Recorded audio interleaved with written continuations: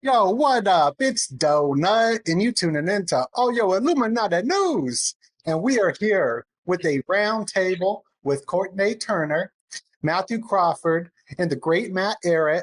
All here. That's going to be absolutely incredible. 100% proof of ritual. Occult Intel Roundtable. Now, Matt, tell us what we're about to get into tonight. Well, I don't know what we're going to get into, but that's the fun of creativity, right? We're going to lean into the unknown, but we have a little bit of, I think, with a reasonable confidence to know that something good is going to emerge. Maybe several good things will emerge when minds that are potent are putting and sharing their thoughts. And that's really that was all I had in my mind when I proposed this. And Courtney and I were chatting. She just gave a great class for the Rising Tide Foundation on Sunday. And it was fantastic. It was basically going through, in a summary form, her research recently composed in the form of exactly what you're showing right there, the Phoenix Conspiracy essay, which compiles some fantastic research that really impressed me. And that ties together a bunch of things that are often treated as separate things, whether it's the revival or rebranding of the same crusader movement that gave rise to the neocon perversion of the Republican Party, and the entire sort of, 9/11, Greater Israel, neo-Trotskyist perversion that gave rise to the Forever Wars, 9/11, the whole gamut, and how that thing is being rebranded and converging with the seemingly opposing, but actually very, very similar transhumanist network that's been baking and bubbling and broiling in the cauldron of Silicon Valley, which itself has all sorts of strange occult proclivities. So Courtney just did a great job weaving all this stuff together. You were there for that, Donut, and I know your work. I jump on your channel a lot, and I just love the patterns, the little insights and threads that you bring to the surface to pull on. So I'm sure that you're going to have tons of fun stuff to contribute. And Matthew's potent mind is always on the frontier of all kinds of research, and all of us are looking.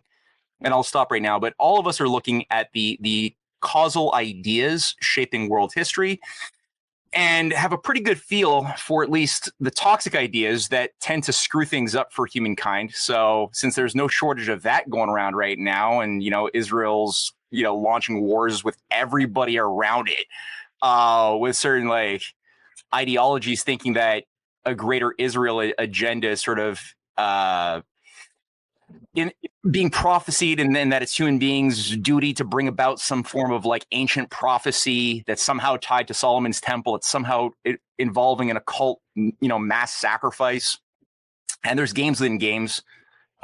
Figured, this would be just a fun thing to play around with. So I don't know how we want to do it, but maybe I guess probably Courtney, since I was talking about you and your presentation kind of inspired me to propose this conversation. Maybe you'd like to go through some of your work a bit first. Sure. Well, and I'm still curious to hear your questions, because unfortunately we had that storm.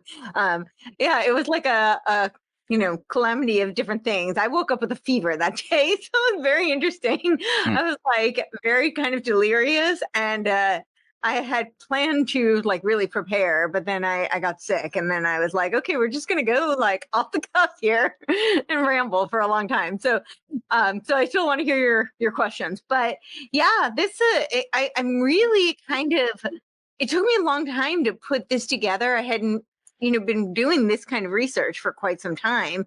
And I've been talking about how these different seemingly disparate movements were coalescing, but I didn't think to put it in the written form and actually present it this way.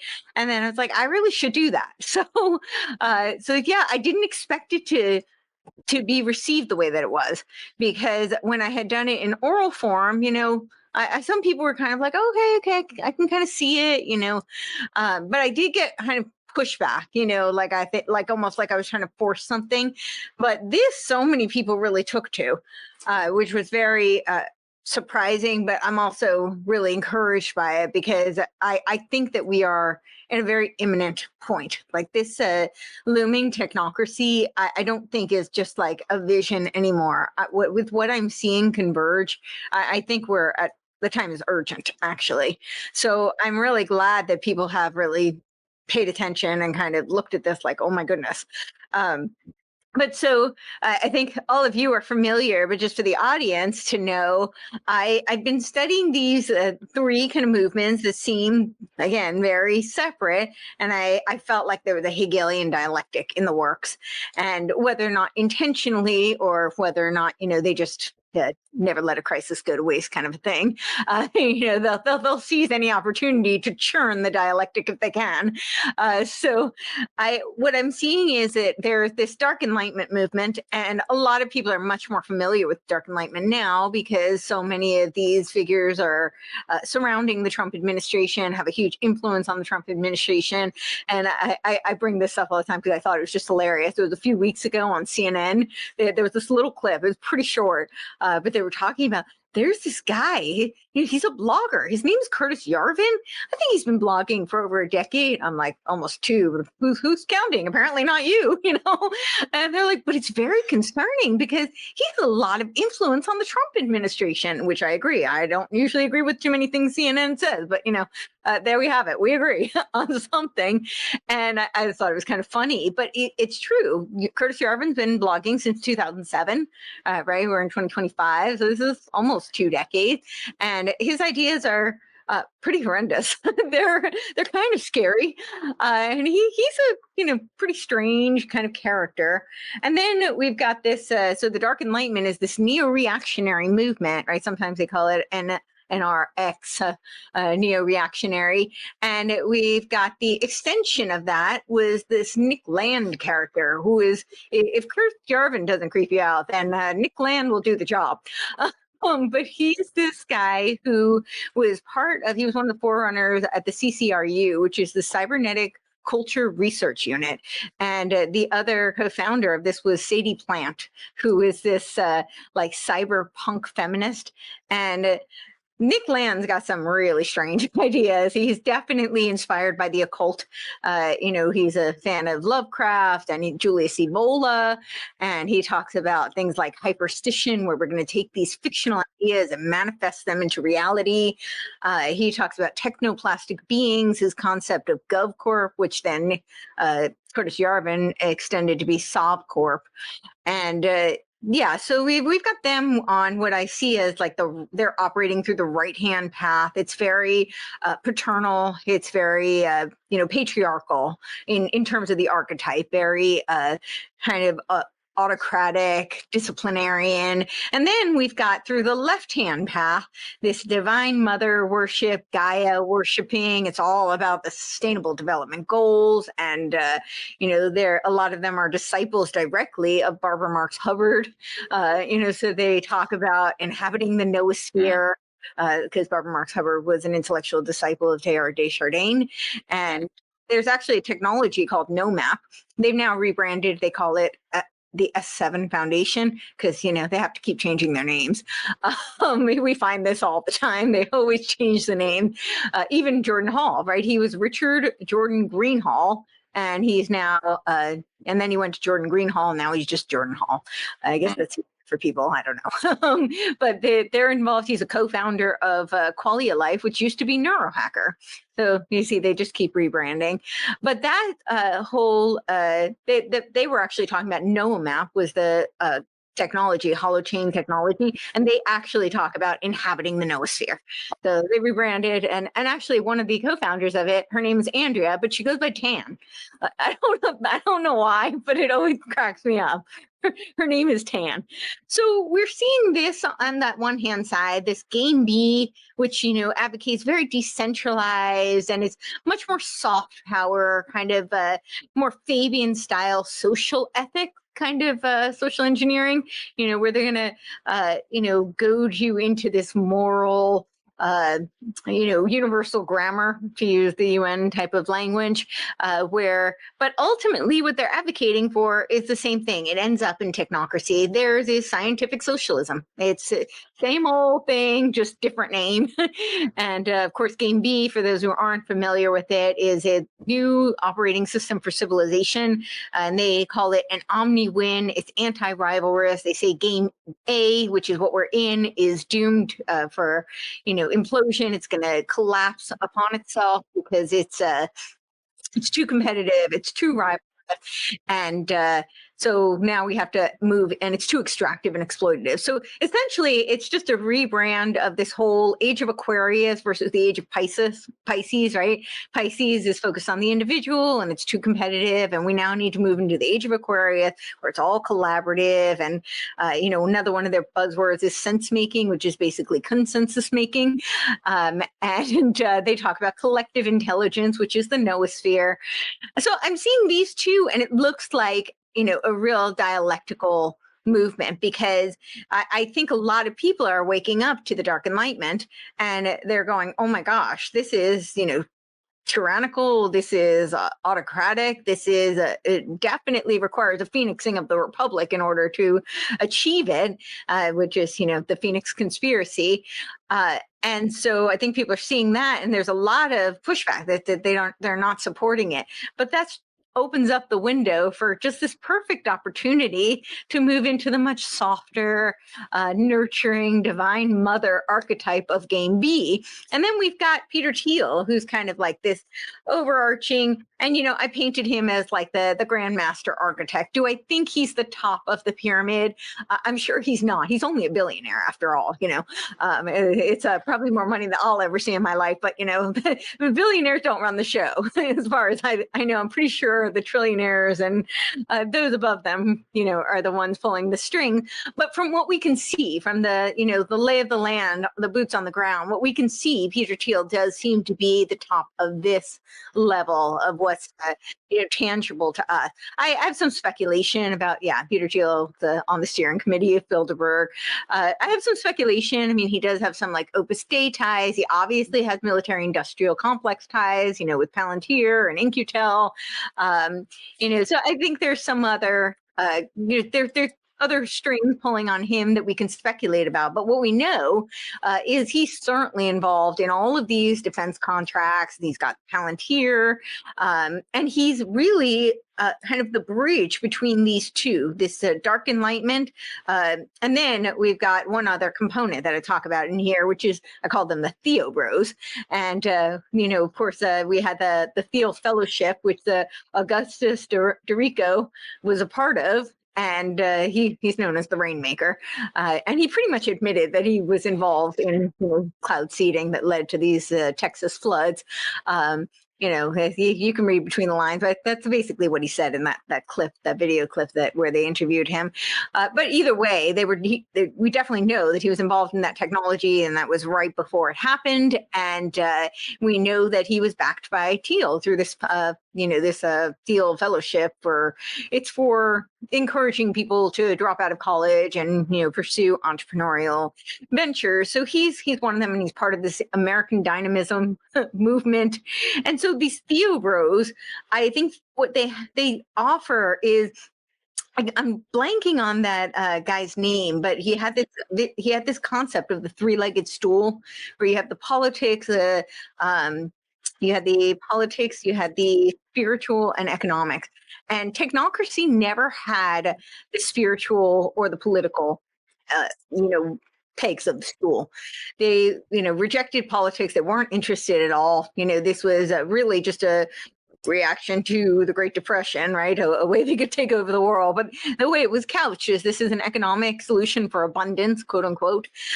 In response to the Great Depression, of course, we're going to have these energy credits, and everybody's going to live in this great abundance. And they also rejected religion. They had no interest. They thought it was just hogwash. They didn't really deal with it at all.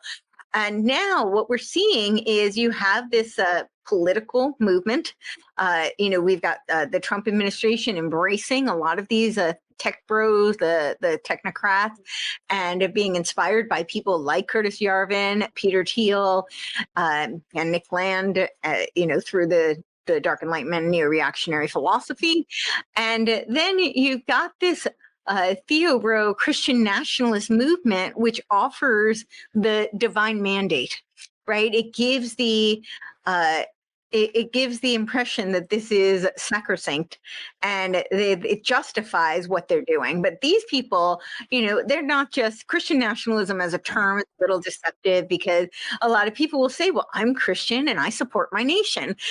And, that's not what we're talking about here. Although there is a difference between patriotism and nationalism, I would argue. I think there's a nuance and very important distinction between the two.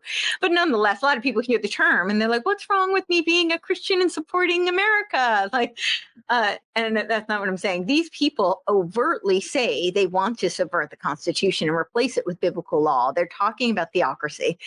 So they are really talking about something that is antithetical to America. It is in direct juxtaposition to the First Amendment, the very First Amendment.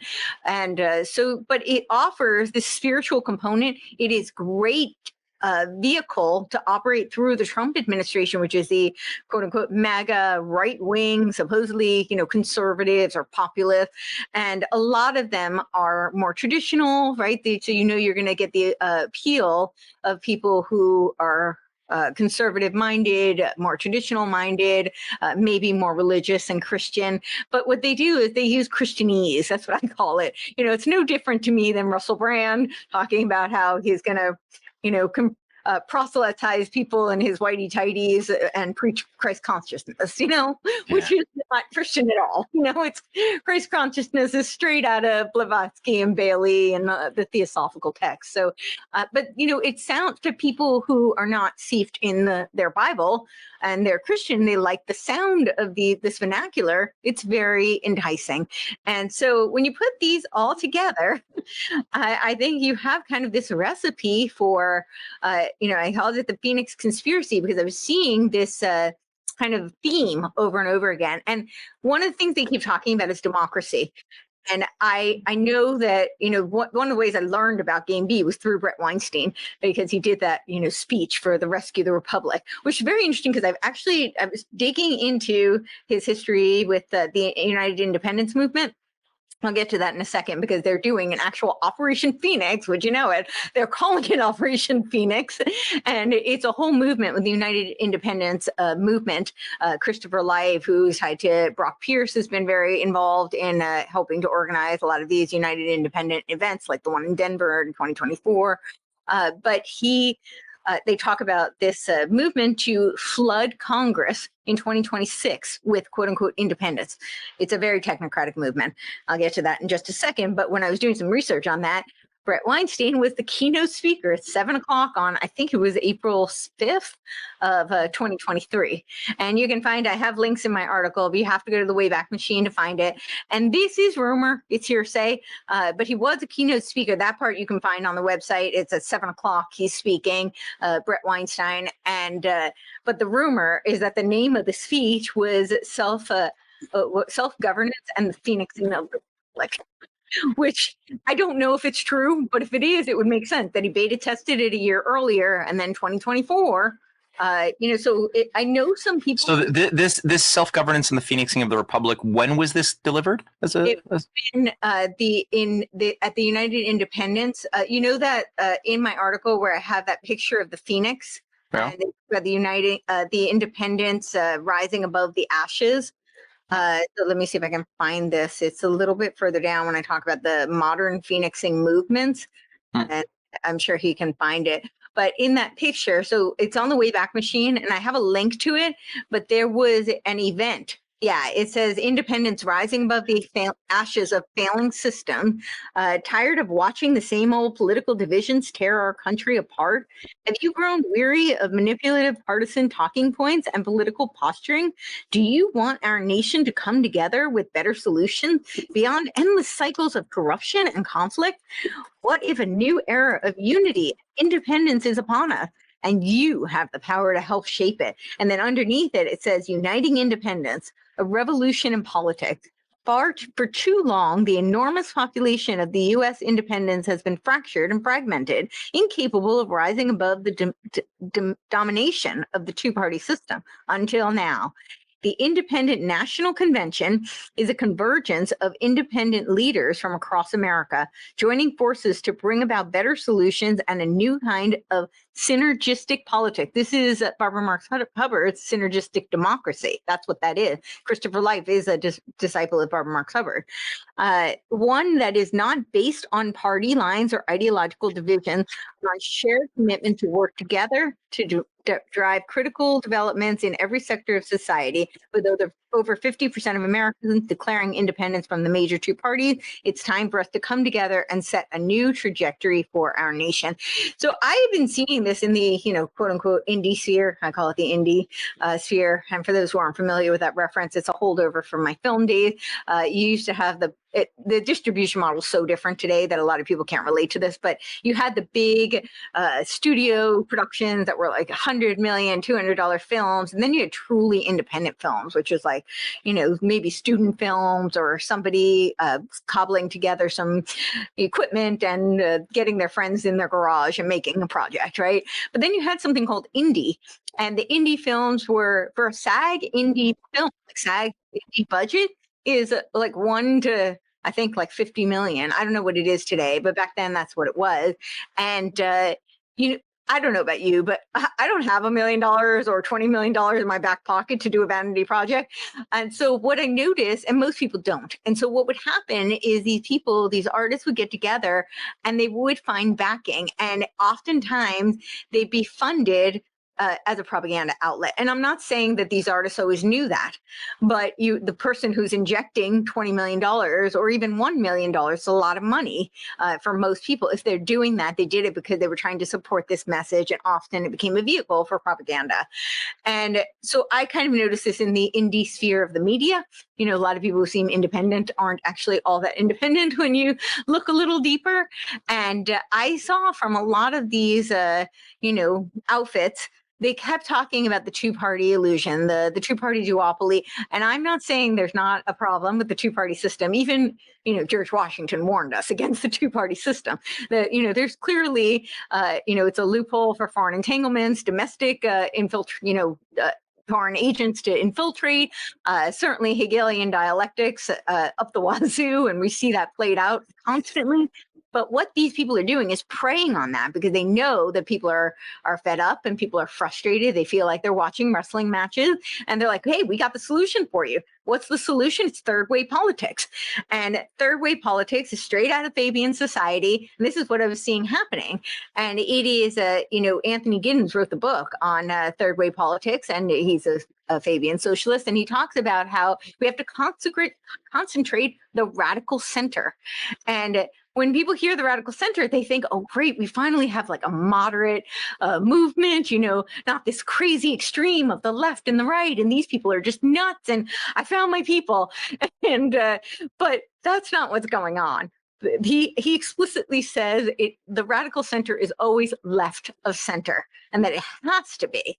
And he explicitly says this in his book, and I have the quote of it in my Third Wave Politics. It's Technological Age of Aquarius, Third Wave Dream, or just Digital Dystopia.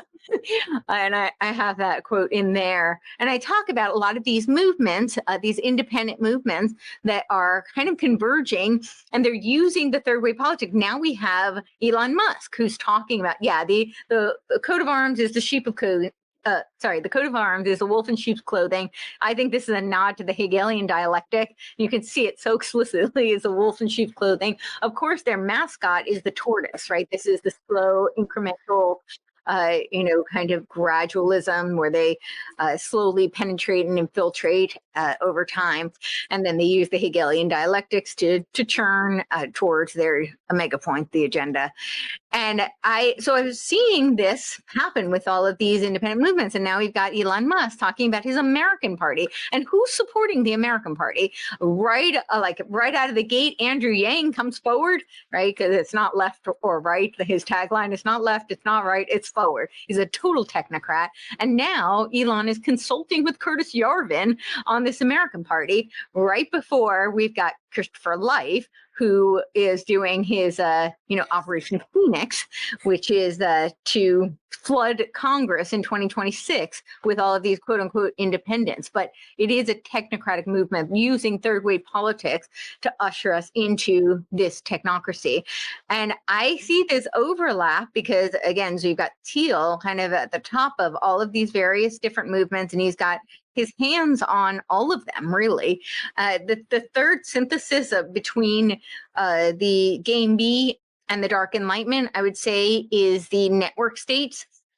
The network states idea was inspired by Peter Thiel with his seasteading. He put $1.7 million into this concept of seasteading, and it was very reminiscent of Terramar.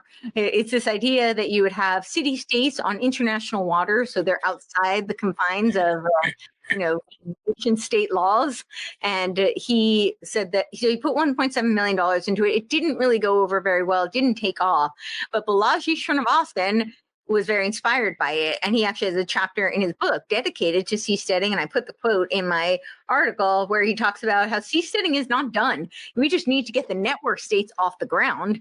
And then we can crowdfund for yachts and cruise ships, where that can be their own little city states. And nation states, he explicitly says the whole concept of network states, the whole concept, he explicitly says, is the dissolution of nation states, geographical nation states. So we're going to dissolve these geographical nation states in favor of ideological cyber network states. And you have this in each, what is a corp, which is what Curtis Yarvin talks about. What is a GovCorp, which is Nick Land's vision of a city-state. Then we've got Game B, which talks about civiums. And I did an article, I called it the Path to Mass Surveillance. And I outlined all these different types of smart cities. They have so many different names for them. We've got the 15-minute city. We've got the C40, which is your UN, Gaia worshipping, we'll get rid of all the greenhouse gas emissions, and we'll connect them all throughout the world. It's part of the AI World Society vision, by the way, the C40 city. And they say Ukraine is going to be the central hub for this AI World Society for all of these various nodes. The main node, central hub, is going to be Ukraine. They've done several symposiums where they talk about how we have to rebuild Ukraine. Sound familiar? We got to tear down, build back better. And they explicitly say that it's been devastated by the war. Now we have to funnel all this money into it and rebuild it. So that's the C40 cities. C40 Mayors Summit. And then you've got freedom cities. This is Trump's freedom cities. Who doesn't want to live in a freedom city? That sounds incredible. I want to be free. Let me live in a freedom city. So it's very clever marketing for, those who might be more libertarian or freedom minded or Trump supporter, but it's not different. It's the same thing. And then, of course, in Game B, you've got what's called the Civium Project. And this is catering to people who are done with the cities. We're going to move out of the cities. We're going to get out onto the land, which, I think that sounds like a great idea for a lot of people. But it's still connected through the cloud. It's still the same smart city. You're probably going to need a digital ID to enter. So it's the same concept, and they just have different names for it, different branding. And this network state concept is kind of pervasive throughout all of it. And Peter Thiel does seem to have his hands on each facet of all of these different movements. So whether I guess I shouldn't be surprised, but I was, I guess, a bit surprised that it seems that Peter Thiel had or Elon Musk had consulted with Curtis Yarvin. Yep. Right before setting up this third party, and out of the wake of this it seems artificial schism over accusing Donald Trump one day of being on the Epstein files. And so he forecast that's why Trump is suppressing the Epstein files, and made a big hullabaloo about that before they parted ways and sparred, shared jabs, and then announced all of a sudden he's going to create his new party, which obviously has also a certain inflamed anti-Semitic overtone as well, since a lot of the Trump base is also getting pretty disgusted by the pandering to Benjamin Netanyahu, who's committed already a lot of genocide in the Gaza and is just acting like an insane person everywhere you look. That's what happens, I guess, when you have a suicide cult masquerading as a nation, like with nuclear warheads and a Samson doctrine, threatening to destroy everybody if they don't do what you want. So you got like all of a sudden a lot of disenfranchisement, and it seems like a capture is being made, and it seems like Curtis Yarvin also had a big role to play in setting the net, so to speak, for that new project there too. He did. So his whole philosophy of rage, which is retire all government employees, inspired Doge. So a lot of people are very excited about, oh my gosh, we're firing all this, we're getting rid of all this bloated bureaucracy, which by the way, I support. I mean, I'm not in favor of bloated bureaucracy. I'm certainly not in favor of, spending endless taxpayer dollars on things that don't need to be spent. But, what people didn't really see was that and it's not like, it's just hidden in plain sight, right? Like he said, he's going to replace it with AI, but people seem to ignore that part. And they're just like, yay, he's exposing all this corruption, which by the way, I'm glad he did. I'm not opposed to that, but I am opposed to this philosophy of retire all government employees and replace it with machines. That I don't support. And that came straight out of Curtis Yarvin's rage philosophy. But even Curtis Yarvin, I did put this in my article, that even Curtis Yarvin was like, I don't think they did a good job with this. It was like, he likened it to like a bunch of chimpanzees playing Wagner. And then he says that, it was kind of like the incel being mad when he asked the girl out for a date and she doesn't, go out with him or something, doesn't sleep with him, something like that. So he kind of made a whole mockery of like how aggressive they were. And he didn't think that they handled it well at all. But it was very much inspired. So Elon Musk is clearly influenced by Curtis Yarvin, and then now went to Curtis Yarvin his ideas are so conducive to the technocratic agenda, right? I mean, it's accelerationism. We are going to use technology to push capitalism until it hits, its apocalyptic state, implodes, and then we're just going to create technoplastic beings, which is what Nick Land talks about, these technoplastic beings, and we're going to install a CEO dictator. This is what Curtis Yarvin talks about. He says that we need a reboot of the government in America. And he says that part of the problem with Americans is they have to get over their fear of dictatorship so that we can install this CEO type dictator. And he talked about back in 2016, he was talking about how excited he was that Trump was going to come back I don't know if it was 2016, but it was in Trump's first term. It might have been a little bit later, like 2018, 2019. He was talking about how he was so excited because he envisioned Trump coming back and that Trump would be installed as a CEO because, he knows business and he's an entrepreneur and he's going to be the CEO and run the country and be a dictator. And this is what Nick Land is talking about. And this whole idea of dark MAGA, remember Elon wearing the hat with dark MAGA? And I think this was a nod to Curtis Yarvin when he talks about in his Gray Mirror blog. Curtis Yarvin talks about the dark elves and the higher elves. And he says that the job of the dark elves is to seduce the higher elves. And I think that the dark MAGA was a nod to seducing the MAGA elite, which would be the higher elves, right? That's their job. And here's the dark MAGA. So there's no doubt that Curtis Yarvin's a huge influence on Elon Musk. Of course, we all know that Elon Musk is a technocrat through and through. He talks about installing the technate on Mars, but I think he really wants to do it here in the United States. And then one other thing I was saying about when I was talking about the phoenixing of the Republic is that the idea of democracy, I keep talking about this, and I think what it really is that they want to target the West, but I think their first focus is to phoenix the Republic. But in order to phoenix the Republic, they're, appealing to democracy because that would be a revolution, right? That inherently would be a revolution because we are a constitutional republic. We are not a democracy. But then the next in line is to target all the Western democracies. And all these various movements talk about planetary scale.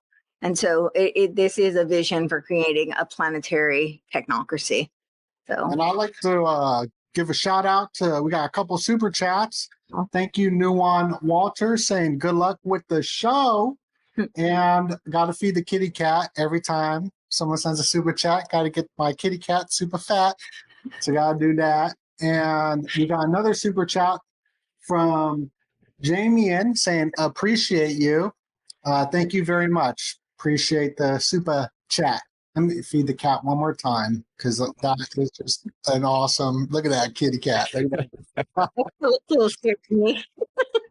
I got this cool image too of like the Fabian Society and the turtle. We had this artist draw it, but I don't have it on my computer. But I wanted to pull it up because it's so cool. But yeah. No, let me just say one thing. You can always tell somebody who's a graphic design geek because you're like, I don't know how you're doing it, Doenut, but you are racing to keep visual representation of everything that Courtenay is saying, as well as the cat. Of course, there's the cat. But I mean, I don't know how you do that where you're like trying to keep pace, and you're doing a pretty good job of this hyper speedy, turbocharged set of ideas. We're comparing notes before we started. Well, I'm from Las Vegas, so I'm the original ADD. So people like living in Vegas before cell phones was like you lived in a cell phone. So now everybody's got it, but I think that's where it's stemming from. This is awesome. So with the acceleration. I had a question about that that I'm a little confused, and I don't know if it's connected. But with Nick Land's book on hyper racism, is that like I never read it? So I linked in my article.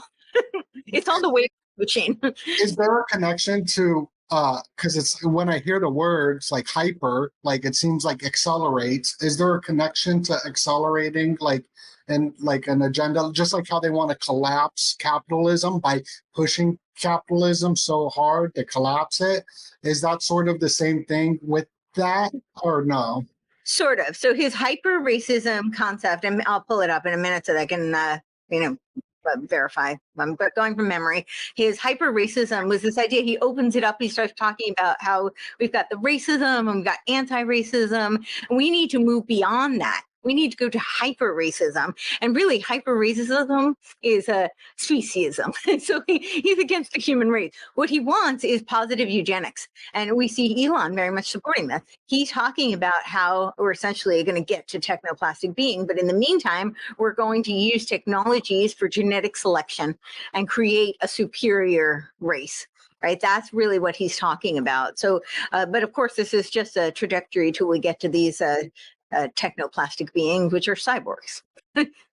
Oh, okay. For that 2040. Okay. Very good. Very good. Yeah. I just want to show a quick image here that caught my eye because as you're going through the very famous image of the Fabian Society, it just reminded me of this other image that I think is kind of complementary to the Fabian Society. And I don't know if you guys can see that screen. Oh, no, you can't see the screen yet, right? I got to show. No, you can. Okay. We can. Okay. So as you can see from the name of that file, that's the crest of the town of Tavistock, which is the town owned by the family of the Duke of Bedford. And the Duke of Bedford is the Russell family. So at the time that this was crafted, or at the time that Tavistock was being created, and at the time as also that the Fabian Society was being created, which was just a few decades earlier, a founding member and a leading figure of both was none other than Lord Bertrand Russell. And the fact that you have the wolf in sheep's clothing for the Fabian Society, and the sheep that's clearly got its skin being pulled off it as it's hanging, creepy, signifying the town of Tavistock, which is the location where the Tavistock Clinic was eventually set up, I think is probably a little tongue-in-cheek designed to complement each other as two images. Oh, I just left the screen. I was going to add to that. No, I absolutely agree. And so it was the 11th Duke of Bedford who was related. He's part of the Russell family. And he donated the building that became the designated building for shell shock therapy research, which was what the Tavistock Clinic, the auspices under which they opened was to do. It was in 1920 when he donated that building. So. Oh, yeah. And even today, exactly. So this is behind a lot of the woke transhumanist idea of just getting humanity to become a post-truth species whose entire idea of truth is defined entirely by our subjective feelings moment to moment. And I mean, from the get-go, the idea of it was always to figure out how do you map out and then deconstruct and then compartmentalize to rebuild people's psyches, utilizing shell shock victims, as you pointed out, who are great guinea pigs of people who have been through unhuman trauma, and that they found were highly suggestible, highly inclined to compartmentalize their personalities, their minds, their experience, to have suppressed memories that could then be wielded and weaponized, which is where the Phoenix operation came about. And I think it was you who brought this to my attention from even just a Wikipedia entry, that it was The invisible college. Brigadier General John Rawlings Rees who called the operation that he did when he was president of Tavistock, the Phoenix operation. Before it was even applied in Vietnam, it was done in Tavistock first to basically cleanse Tavistockian managers and other psychiatrists who thought they were there to help people. They wanted to just purge all of those naive idiots and only allow the inner elite to be involved, who were aware that this had the political purpose was to control society as a whole. There it is right there, right? Yeah. That's the Vietnam version. That's the Vietnam version. That's the Vietnam. So you can go to the Tavistock clinic. It's Tavistock and Portman website, and they'll outline it. So where I actually learned about this was from the Henry V. Dix book, The 50 Years of Tavistock. He's got a whole chapter on Operation Phoenix. Right, that was it. The Wikipedia was the Invisible College. That was which I was shocked to find. Right. That's also right. Tavistock website. They talk about the Invisible Which College. is the Rosicrucian. Yeah, they say it was a nod to the original Rosicrucian reference, but with the Royal Society. But yeah, that's the book. And so Operation Phoenix was right after it was in 1946. They had been given a donation from the Rockefeller Foundation. I mean, there were some others as well, but that's the well-known one. And it was a big injection, which would allow them to create the Tavistock Institute of Human Relations in 1947. And so the Tavistock Clinic and the Tavistock Institute of Human Relations, they work together. They're very much, like they're compatible and they work in sync with each other, but they serve very different functions. The clinic is much more focused on direct therapy, individual therapy, group therapy. The institute is much more focused on corporate, kind of grooming, I would say. I would use that word.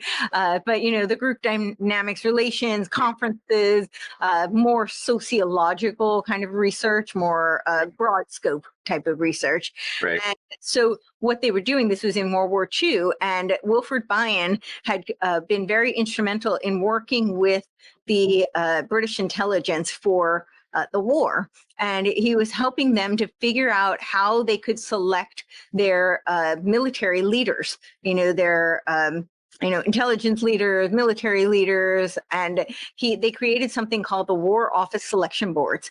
And my theory is that this is what spawned that whole mice to rascals reference. You can find that on the CIA.gov. It's a new framework, mice to rascals.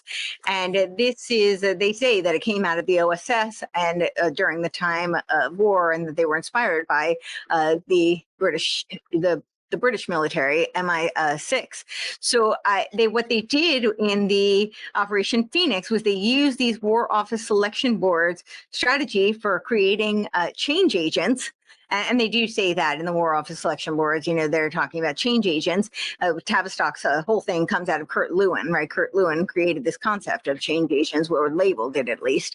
And so they were developing it based on his research on leaderless groups.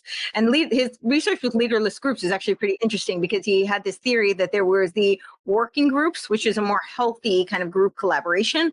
And then there was the basic assumption groups. Basic assumption groups became hive minds. And these were the leaderless groups. And this was very influential on his creation of these War Office Selection Boards, where he worked with Eric Trist. And that was what they utilized to create the change agents in order to structure this Operation Phoenix to pave the way for the Tavistock Institute of Human Relations. So sorry, that was a lot there. But I think you had something, Doenut. And then whenever you guys are ready, I actually have a quote from the hyper racism document. It's the alternative right hyper racism. I'd be curious to hear what Mathew Crawford has to say about this. Yeah, let's let him see. What do you think about all this, man? Which part specifically? I don't know. Pick a part. There's a lot. There's a one big spectrum there. Right when you asked, my thought was on the title of this show. Was it Proof of Ritual? And there's part of me that thinks proof of ritual is the hive mind, period. Right? When you have a bunch of people just shattering the same thing over and over again, then you have a creation of normalcy. You have a positive feedback loop of an intended concept rather than a natural concept, right? And you know, it makes other people around, you know, believe that they're in this matrix reality that's being created. I think that's the ritual that goes on, and I think that that's intentional. One of the articles that I wrote early on that had nothing to do with the pandemic on rounding the earth was um, I called it Dunbar circles. I can't remember the name of the article for the moment, but I'll call it Dunbar hacking, which is that, yeah, sure, we have this Dunbar's number, this number of people who are in our community that we have such a social relationship with that you know we trust on a different sort of level. We understand their movements, that you know their habits in such a way that we know who the psychopath is if they emerge, right?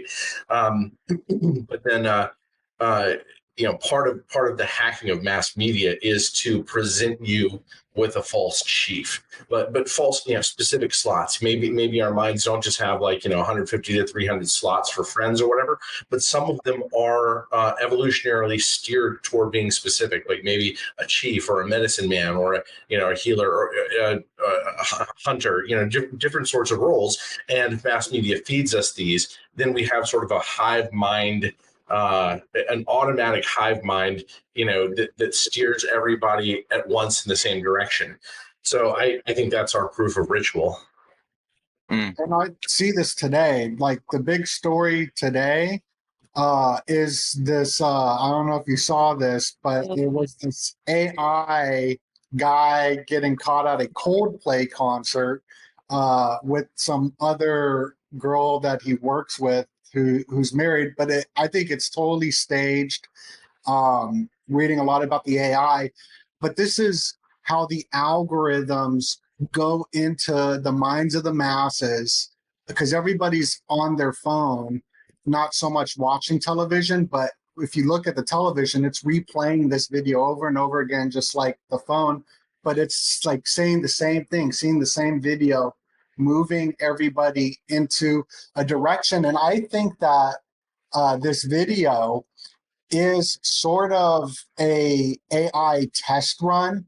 Like first they're learning, everybody's knowing about this website and this business of this guy, but also AI is gathering all the information of the environments and how people will respond, especially with the deep fakes to come out. That's what this whole Time magazine, The Orb Will See You Now, is about. That you'll scan your eyeball, get an iris code, and then you'll get your digital passport to access the world coin. It's tied to the world coin. And we happen to have this murder trial going on right now, right? With this family, with like the dentist, and you know, being accused of poisoning his wife. Really? And he like supposedly asked his daughter to make a deep fake video of his wife asking for these poisons. Oh, okay. Yeah, so I think that this is all like a test run because JP Morgan and big players funded this guy's company, and with the files that are being talked about to be released, if they're deep fakes, if they're real, who knows? But I believe that there's a connection to it. I have no idea, but speaking of the occult and whatnot. Well, I don't know if you guys saw, I had written an article. It was called The Algorithmic Oracle. I've had a request to, you know, make it printable. So I'm working on formatting it. And I've realized in the process of trying to format it is 120 pages. So I get why people have asked for a printable. I didn't realize it was that long. I thought it was like an article, but yeah, it's basically a book. But that's kind of what I talk about in here. So my whole thesis in this is that you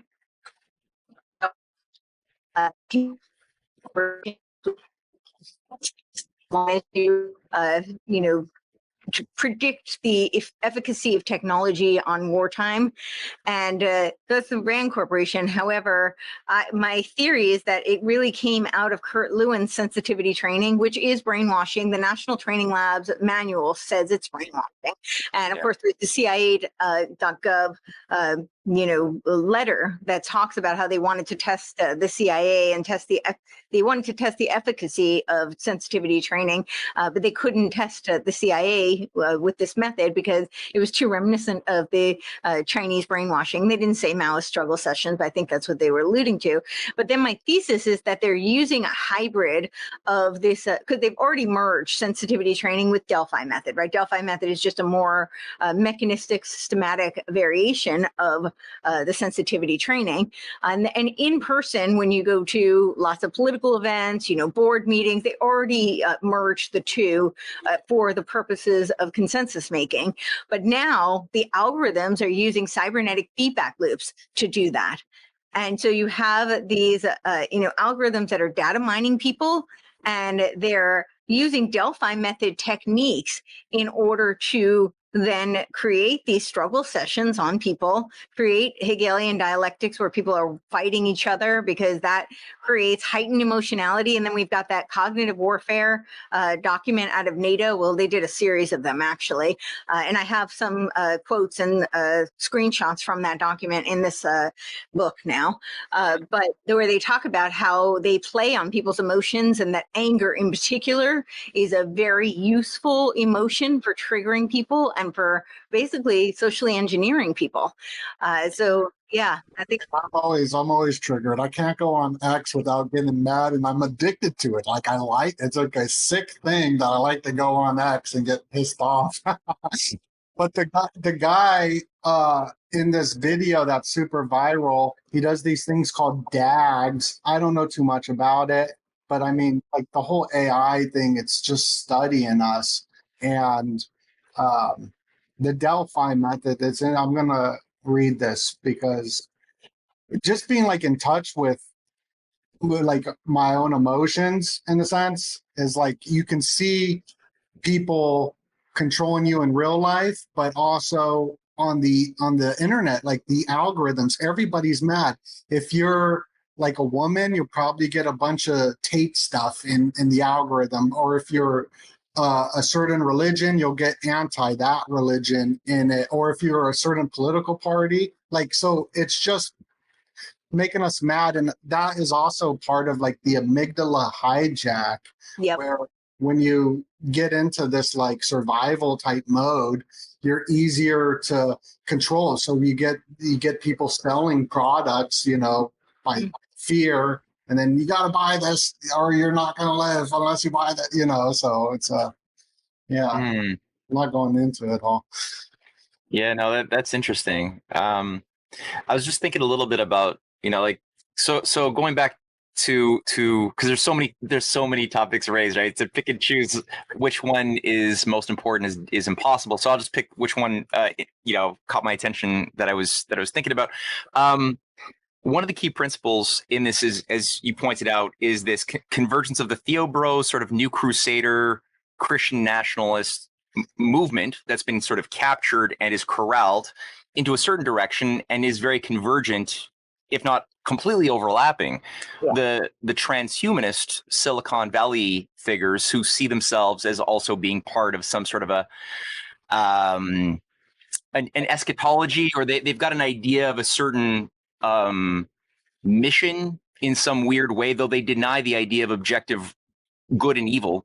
Like they just they're Hobbesian in that sense. They believe that, or they're Nietzschean. They're of the view of Callicles that what is good, or what we call good, is that which is simply utilitarian and which benefits those who have the power to project their will onto a system. So, but both of them are unified in the fact that both believe in some teleological future new age that is slowly coming into being, and that in the one case you have like the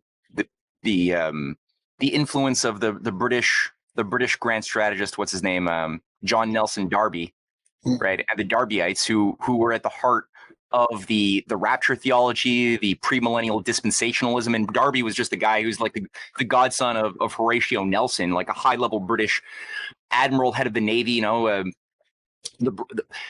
so this guy John Nelson Darby, it found something called the Plymouth Brethren, or the exclusive Plymouth Brethren. So he's the founder of something which openly says that it has an inner teaching order for the elect and an outward teaching for the non-elect. That's the exclusive Brethren. It's slightly different, though I think both are toxic. People like Aleister Crowley came out of this thing. And this guy comes up with a new interpretation of certain writings within the New Testament that allowed him to calculate, utilizing very like numerological principles. And I don't want to say principles, but characters, that God dispenses his will, his desires to his creation in 1,000-year cycles. And so the God of 2,000 years ago is different from the God of today. And, you know, and you have these cataclysmic breaking points to usher in each new cycle, is the way he chose to plant things. And, you know, at the end of the day, he had this view that we're approaching an end times, and he came up with a whole way of interpreting the book of Thessalonians, that we would, when we approach that moment, have a rapture, a secret rapture, and the good Christians would just disappear. Everybody else would like burn for a period of tribulation as the Antichrist came back. And then people were like, well, what's the Antichrist? You know, so people Darby was saying, well, it's Russia. You know, it was like 1850. And that was like Britain's primary nemesis at the time. So it's like, of course, how convenient. It's Russia. That's Gog.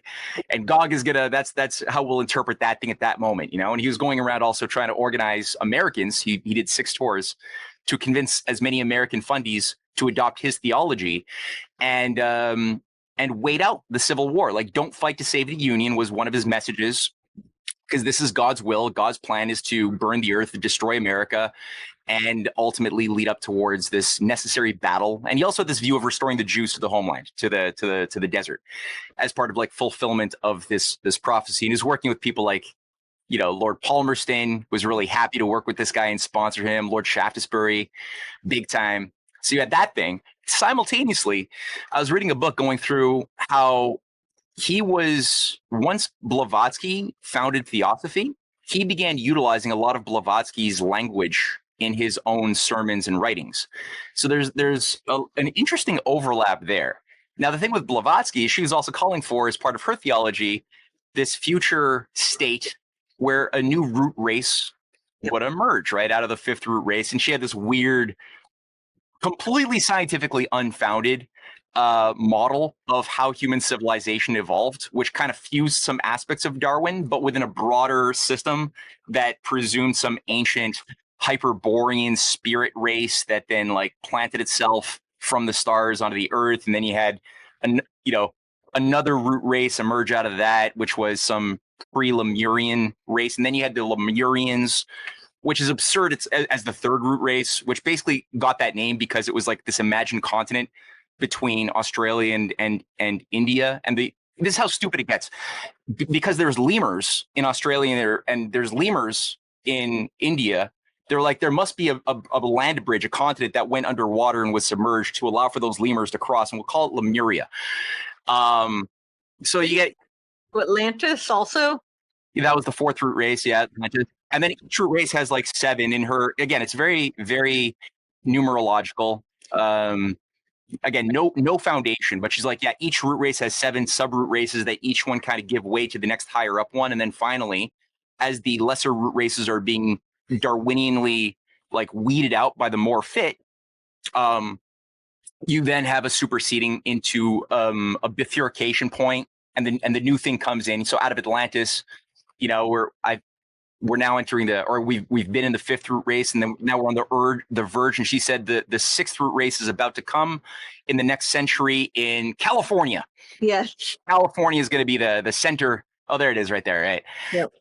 So you got the polar race, then Hyperborean. Yeah, polar was the spirit one. Hyperborean's part spirit, part matter. Then Lemuria's matter. Can we stop and talk ritual for a moment? Yeah, do it, man. Because, you know, to me, it seems obvious at this point, reading through all the history, that this was connected to the rise of the Nazi Party. That this notion, notion the Aryan race came from Blavatsky, and the Theosophical Society was pushed.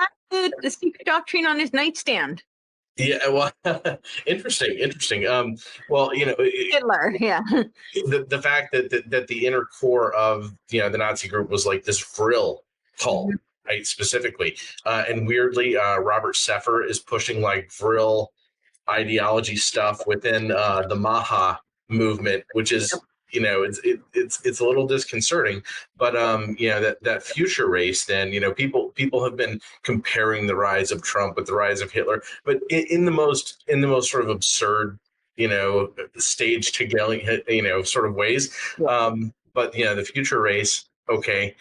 Yeah, what's that term that's been tossed at us for a few decades now? Californication. Mhm. Mm-hmm. The big Olympics, which is a huge ritual, as we saw last year. The big Olympics will be in the smart city of California to come. That's right.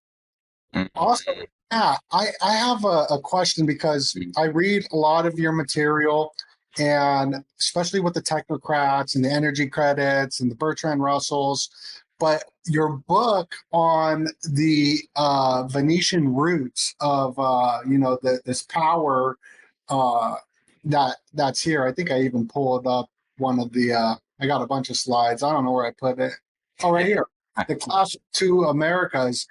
Really love the intro of how you go into all the different theories that people have, and what you go into with Trump and British Empire, and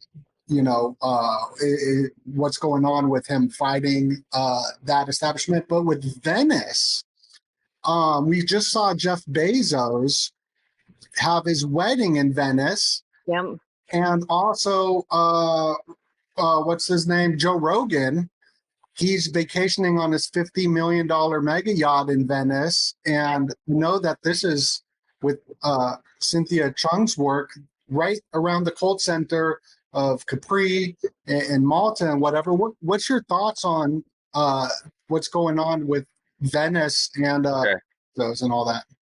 Yeah, man. I mean, I'll try to like link that up to what we're talking about. So Venice, how to approach this? Definitely is, I think, much more of an influence over world politics and especially the epistemological warfare and cultural warfare domain than people realize. Much bigger. It didn't. We're told that it disappeared with Napoleon. That when Napoleon did his wars, he kind of dismantled Venice, which was sort of the seat of world empire for many centuries. It had been on the decline for a few centuries. I think its apex was around the 15th, 16th centuries.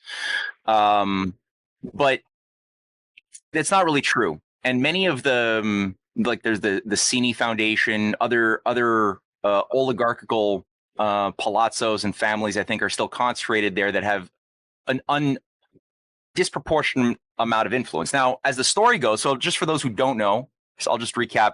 So when Rome, the Western Roman Empire, broke up, right, there was some major maneuvering. So you had the Eastern Empire that split off right around 390 or so. The Western Roman Empire was overbloated; it melted down. You had the various waves of Alaric and the Visigoths, carrying out their looting, and finally the thing toppled.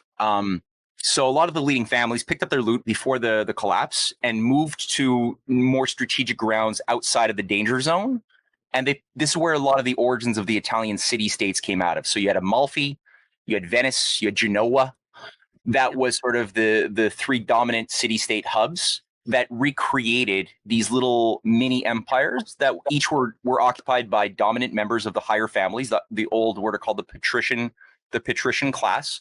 And they were, at different times vying for influence, cooperating on a lot of things. At the time, Rome itself was an area that some of the patrician families stayed back, and they began utilizing a proxy group in the form of the Marovingians. They were the pagan sorcerer kings, Celtic Isis worshippers. They were known as the sorcerer kings. I didn't give them that name, but it was only a few generations into it that you had a figure named Clovis the First, and he became nominally a Christian, but he wasn't really. He was always an Odin worshiper at heart, like Hitler. So the Merovingians became kind of like the marcher lords, the hand, kind of like the ISIS to the CIA or Israeli intelligence, like proxies to do the dirty work. And they became known as the Frankish kingdom. So they maintained that for a while, and they were told a little story as well. So Clovis, and I think maybe this went on a little bit earlier, as part of the agreement that you, amongst all of the warring mercenary families that are managing this carved up former Roman Empire, we're gonna, the Ostrogoths, the Goths, the Visigoths, like there's so many different warlords, right? We're going to put our bet on you being successful. We're going to give our support to you, says the Roman families to the Merovingians. And as such, we have to legitimize you a little bit more. And so they created a sacred myth. And that particular sacred myth was that Jesus, the blood of Jesus flowed through their veins. How did that happen? Well, they were of the view that they basically made up a bunch of fake gospels in the 2nd century that became known as the Sethian Gospels, or the Nag Hammadi scriptures in more recent terms, but they existed way before they were sort of unveiled in 1946. And so within those, you had the Gospel of Mary Magdalene, the Gospel of Thomas, the Mind for Perfect Thunder. Like there's a whole bunch of them. People can just Google Nag Hammadi texts. You could buy them as well. Mm-hmm. And within some of those books, it talks about how Jesus didn't really die, but he went to the south of France with Mary Magdalene, or at least Mary Magdalene went to the south of France, impregnated with his babies, which were then protected by secret societies in the form of these royal organizations, of which the Merovingians were told that they were the recipients of that blood, and that continued to be passed on over the centuries. Oh yeah, you got a lot of images going on there, but yeah, that's the location. I just keep so yeah, it's Abraxas, the demon that Carl Jung was interfacing with there. So okay, so that was a bit of a useful thing. So a lot of the leading Viking clans, even after the Merovingians were ousted, still were used. The Northmen, they were still used as ISIS-like proxies to be directed to destroy the rivals of these leading higher up old bloodlines, the old patrician class, the higher families. And at different times they would use them to go and invade Sicily, Italy. That's where you had the Norman invasion there. At different times when England was behaving uncooperatively, and you had a certain king named Alfred. He was doing some pretty big, good reforms to educate the orphans, really bring public improvements. Well, he had to be ousted, so they had a program to invade England and break. They used their Viking Northmen called the Normans to do that invasion. That was part of that. So they were just using them like toys, but they continued to use them, and some of them were granted noble status, especially as the Crusades began. And some of the families, some of the ruling royal families of England were also told that they have the bloodline of Jesus too, the divine Sethian Luciferian blood. Because in their mind, in these Gnostic scriptures, you got to keep in mind, Jesus is the avatar of Lucifer, with secret wisdom that he imparts orally to his favorite initiates, Thomas, Mary Magdalene, the sacred prostitute being two of them, and who pass on this oral teaching that is never written down, because you can't write it down because people are too stupid to understand what the truth is. Because if they did and they read it, but their minds weren't like groomed to understand it, they would be horrified morally because it's disgusting, because you have to do some crazy shit to be allowed into the inner sanctum, Right. So all that to say, Venice, so Amalfi becomes they're dominant. They're the founders of modern mercantile capitalism from the 9th century onward. That's a city-state that has that ownership of Capri, which is where Courtenay showed me pictures from her honeymoon with Houston.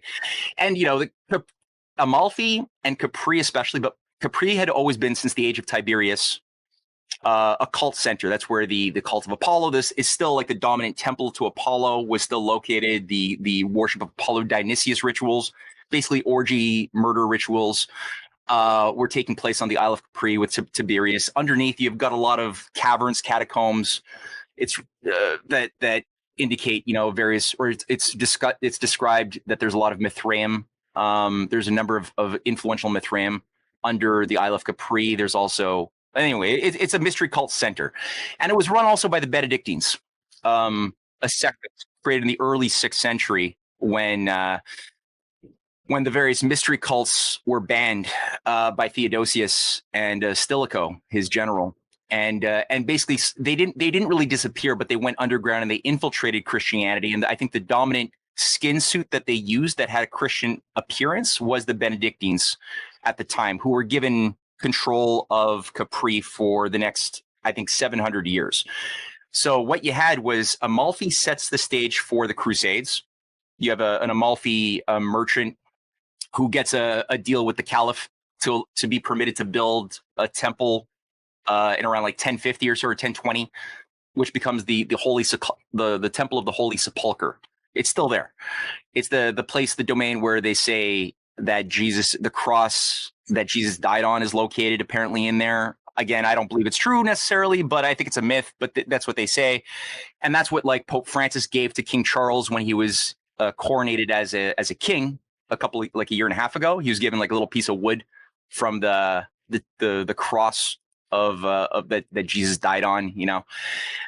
He's also got a rock that he sat on to get his coronation. That's supposedly, and again, I don't believe this, but it's what they say, a stone from Solomon's temple, the temple that was destroyed a couple of times, you know, that some people want to bring back again today to usher in a reset of civilization.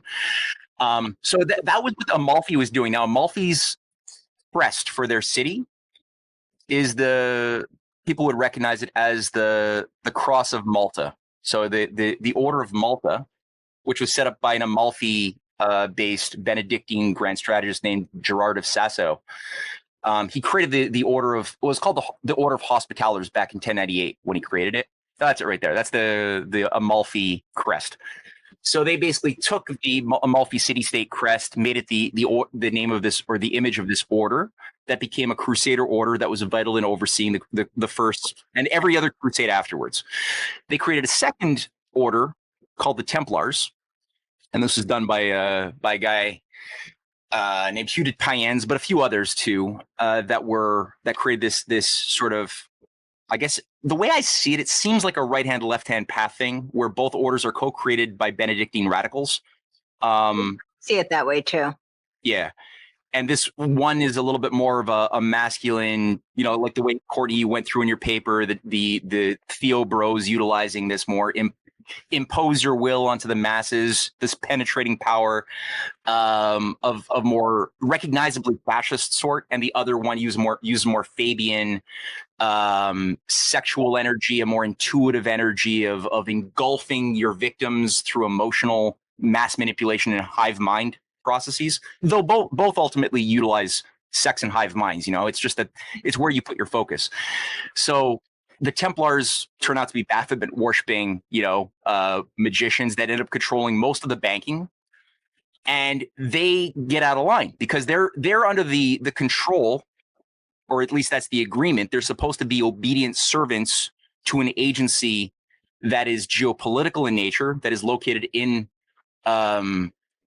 you know, the domain of the controllers of Amalfi, of Venice, who benefit immensely from the Crusades, not just to destroy potential and existent alliances and cooperation amongst civilizations. Muslim, Christians, Jews were actually getting along in a number of key places that was beautiful, good things that had to be destroyed. But also they were making a lot of money. They were just funding all sides. And, you know, you had a similar order of assassins, a similar Gnostic order of Muslim. I think they're based on a pre-Muslim occult agency that took on a Muslim form in the 10th century, and they were called the Hashashins. They would basically get into drug-induced altered states and go and carry out, you know, assassinations. They ended up running the entire Fatimid dynasty. That was what overthrew and was a big enemy of both the Seljuks, as well as the Abbasids. So the Fatimids was sort of the power projection conduit of the assassin order. And they worked together with the Templars, including underneath Solomon's caves, Solomon's mines, which is the Templar headquarters where they were worshiping Baphomet. And it was the assassins that would collaborate with the Templars in killing each other's enemies to ensure that these forever wars would just continue onward and onward to no end. So I'm just saying all of this just to get across that at a certain point, they seem to get out of line. They kind of wanted to, it kind of gave me the sense of like Hitler, a little bit. Like, they controlled a huge amount of influence, financial, military, and other, and the sea lanes also, the skull and crossbones that we know of actually emerged. It was a Templar symbol. The Cilician pirates of the Pirates of the Caribbean, like it's banking and Yeah, exactly. And they were utilizing like a Mithraic, warrior, mercenary, knight template to carry out their thing.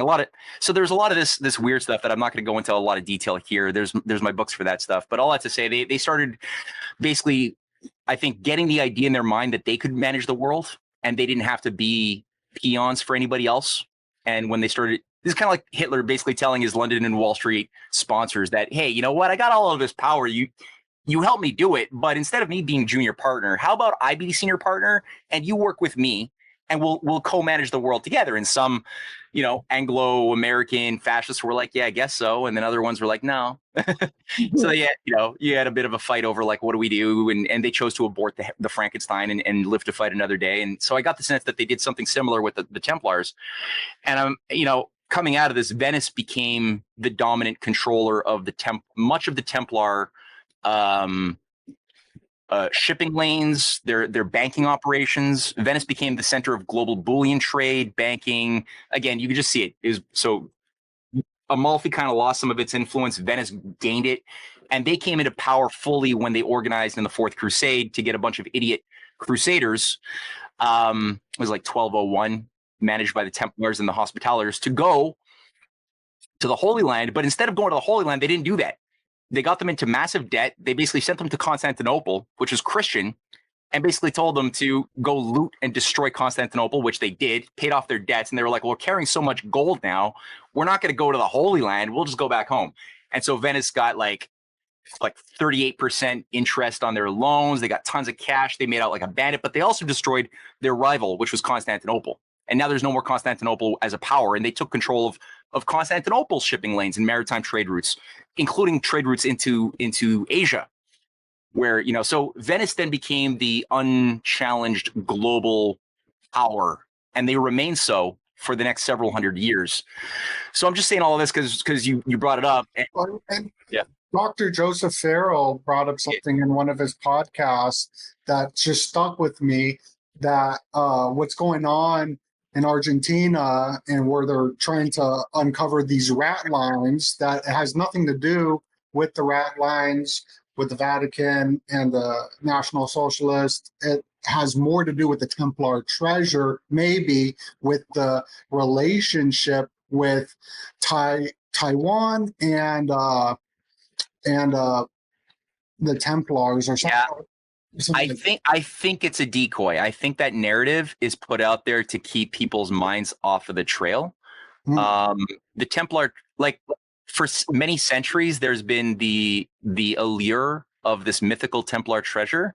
In my assessment, the Templar treasure either was already found centuries ago, or it doesn't really exist, and all of it was already given over to the Knights Hospitaller, which became the Knights of Malta later on. They were rebranded.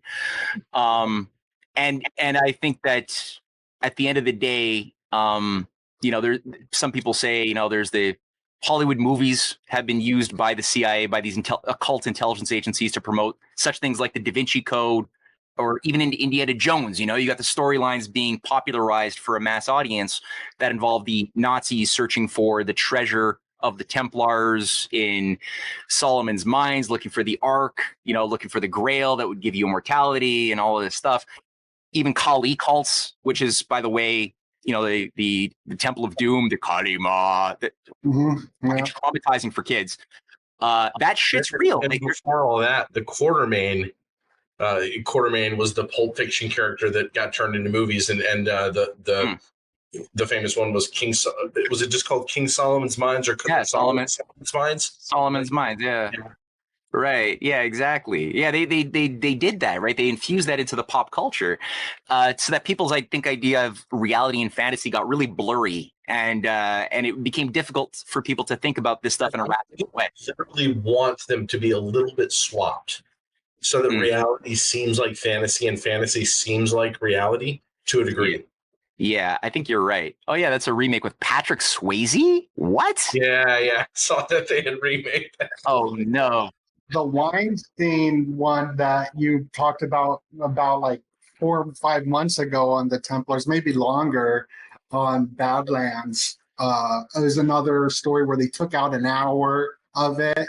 Like, what were they going to show? And that with the Merovingians, and I haven't read his work, but I've been looking into the name Sinclair, and Gary Wayne goes into the Merovingian connection with the Sinclair family, and I just find it interesting. Speaking of movies and Hollywood, I'm seeing nothing but like Sinclair, where you got the dinosaur Sinclair, or the new show Wednesday, which I'm a fan of.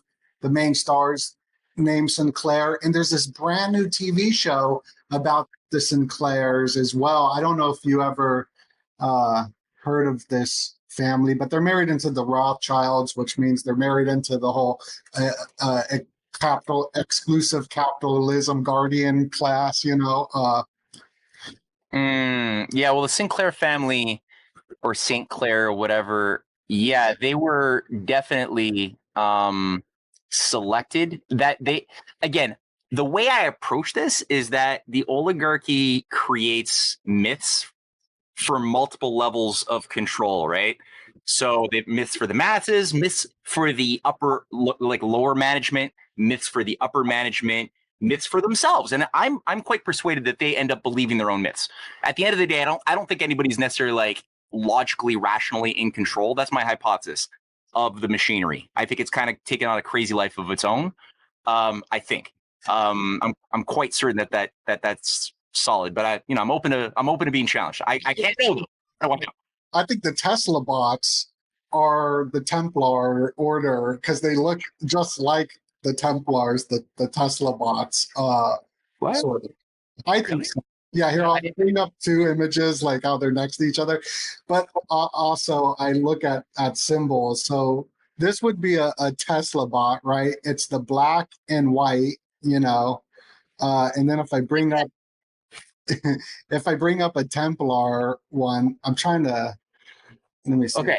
Well, what I'll say, one thing here is that the Dolly the sheep, the big cloning movement, right? That sheep was manufactured at the Roslin Institute in the UK, and the Roslin Institute was given its name for the Roslin Chapel, which is the Rosy Chapel, and featured in Dan Brown's Da Vinci Code.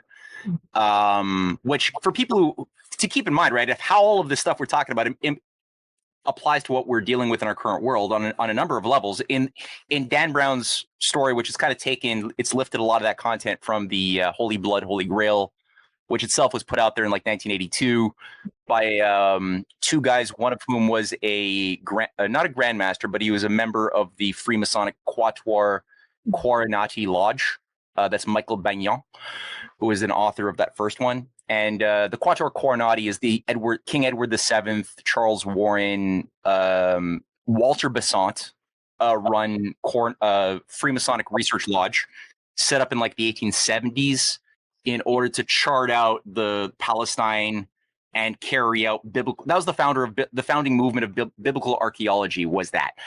So they were the ones who were like obsessed first with like scoping out Solomon's mines, doing the excavation, looking for the Ark of the Covenant, blah, blah, blah, blah, blah. And so Walter Besant was the treasurer of that lodge, 1860s, 70s, 80s, 90s. This guy was the brother-in-law of Annie Besant, who is selected to replace Madame Blavatsky, right? And it's freaking a lot of people out because they're like, what? This woman's an atheist, materialist, Fabian, reformer, and all of a sudden she's like a prophetess getting channels from higher entities and like is gonna become the new leader of the Theosophical society at the same time. What? So she herself seems to be like a bit of a psyopt witch. To what degree she was aware of it, I don't know. I would say she was probably a bit of both, like psyopt, managed, broken, but also a participant in the joke.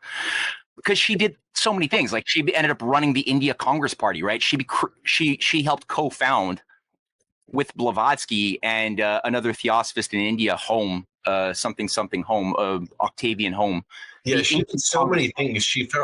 She founded so many institutions and groups that it had to be almost like reading from a script with an army of people filing papers behind her. Yeah.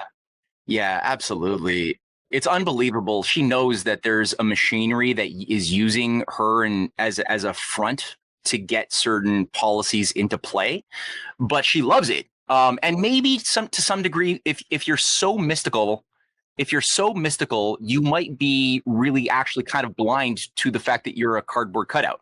If you really do think that you are, that there are spirit entities and demons that prefer you, and that you have to create these shows for the masses who are too stupid to understand the truth.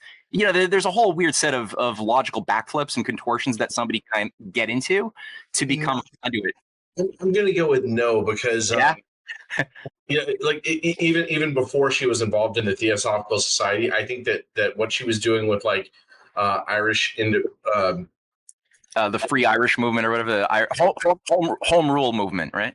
Home rule movement. Yeah, I think that was already psyop work. I think that she already knew that she was performing, sort of occult intelligence activities. Right. And she was just so good at it that they had to, use her talents elsewhere.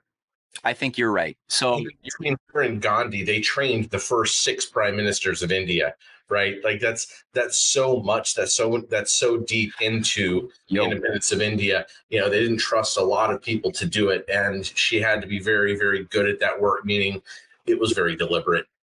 Yeah, she trained Gandhi in how to interpret the Bhagavad Gita when he was a student in London. It was through these theosophical study groups that he learned how to interpret his own religion.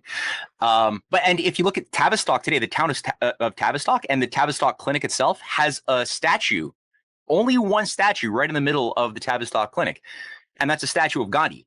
Yep. Which is also interesting, and anyway, we can speculate on that. But all I have to say, that's what these guys. So Besant, Benyon, who wrote. Just FYI, Gandhi was inducted into Freemasonry and obviously Theosophy. But just to add that. Speaking of which, in Tavistock Square, you've got the headquarters of the British Medical Association. Mm. And do you know who built that building? No. The Theosophical Society. Of course they did. Really? Is that so? They were building the building, and supposedly, like they handed it, or sold it to the British Medical Association because they couldn't finish financing it. But of course, this is the same Theosophical Society that would just like wave a wand and have like 22 offices pop up for Women's League in 1 year all over India. Every time they wanted to do something, the money was it was there. Yeah, they couldn't afford that building. Did that say Aldrich? One of those pictures. Aldrich something? Aldrich Blake? Yeah, Louis Aldrich Blake, huh? Okay. Might be Nelson Aldrich, might be a member, or a member of the family. That's where I went to. I don't know. Yeah, could be, I wonder. I do too.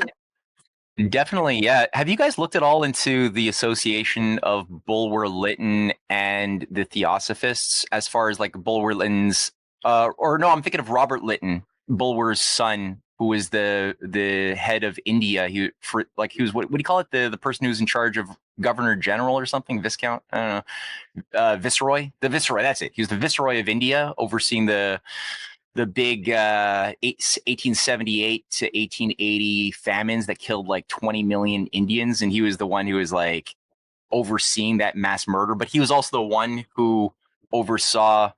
Like the time that Blavatsky was going to India to try to find a new headquarters that wasn't New York, that's him there on the left, upper left. Is that Lord? Yeah, that's Lord Lytton. That's the son of Bulwer-Lytton. Bulwer-Lytton is that guy who's got his hand on his chin with that guy. That's his father. He's the founder of modern Rosicrucianism, a close friend of Eliphas Levi. Alphonse Constant, and Benjamin Disraeli, and yeah, lifelong friend, childhood friend of Benjamin Disraeli as well. So he's the guy who sort of reorganized the Rosicrucians in the 1860s. That I think was at the heart of the creation of both the Theosophical Society, that sort of gave spiritualism more of a rigor to it, because the spiritualist movement, which is like, it went viral in a weird way, but it wasn't very rigorous, and it was full of like, immature fraudsters.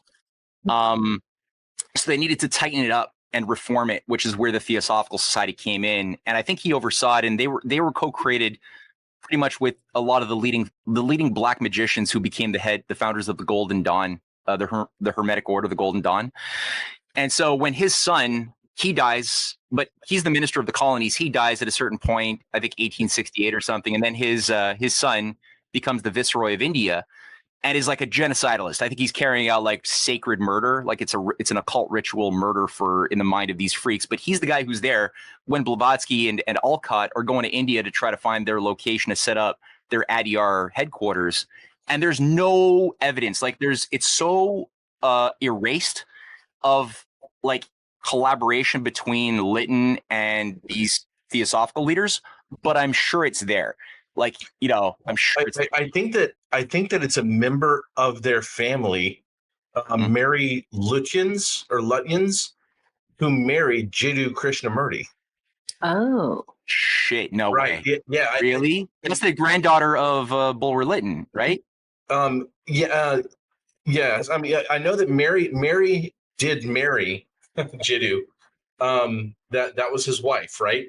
And I feel certain that was like an arranged introduction, right? This is, of course, after the kidnapping and rape of Jiddu Krishnamurti, and Jiddu Krishnamurti's father going to London and fighting in court to get his sons back, right? Whoa. After they kidnapped him, and they were trying, I think trying their, trauma-based mind control to get him to be their Messiah.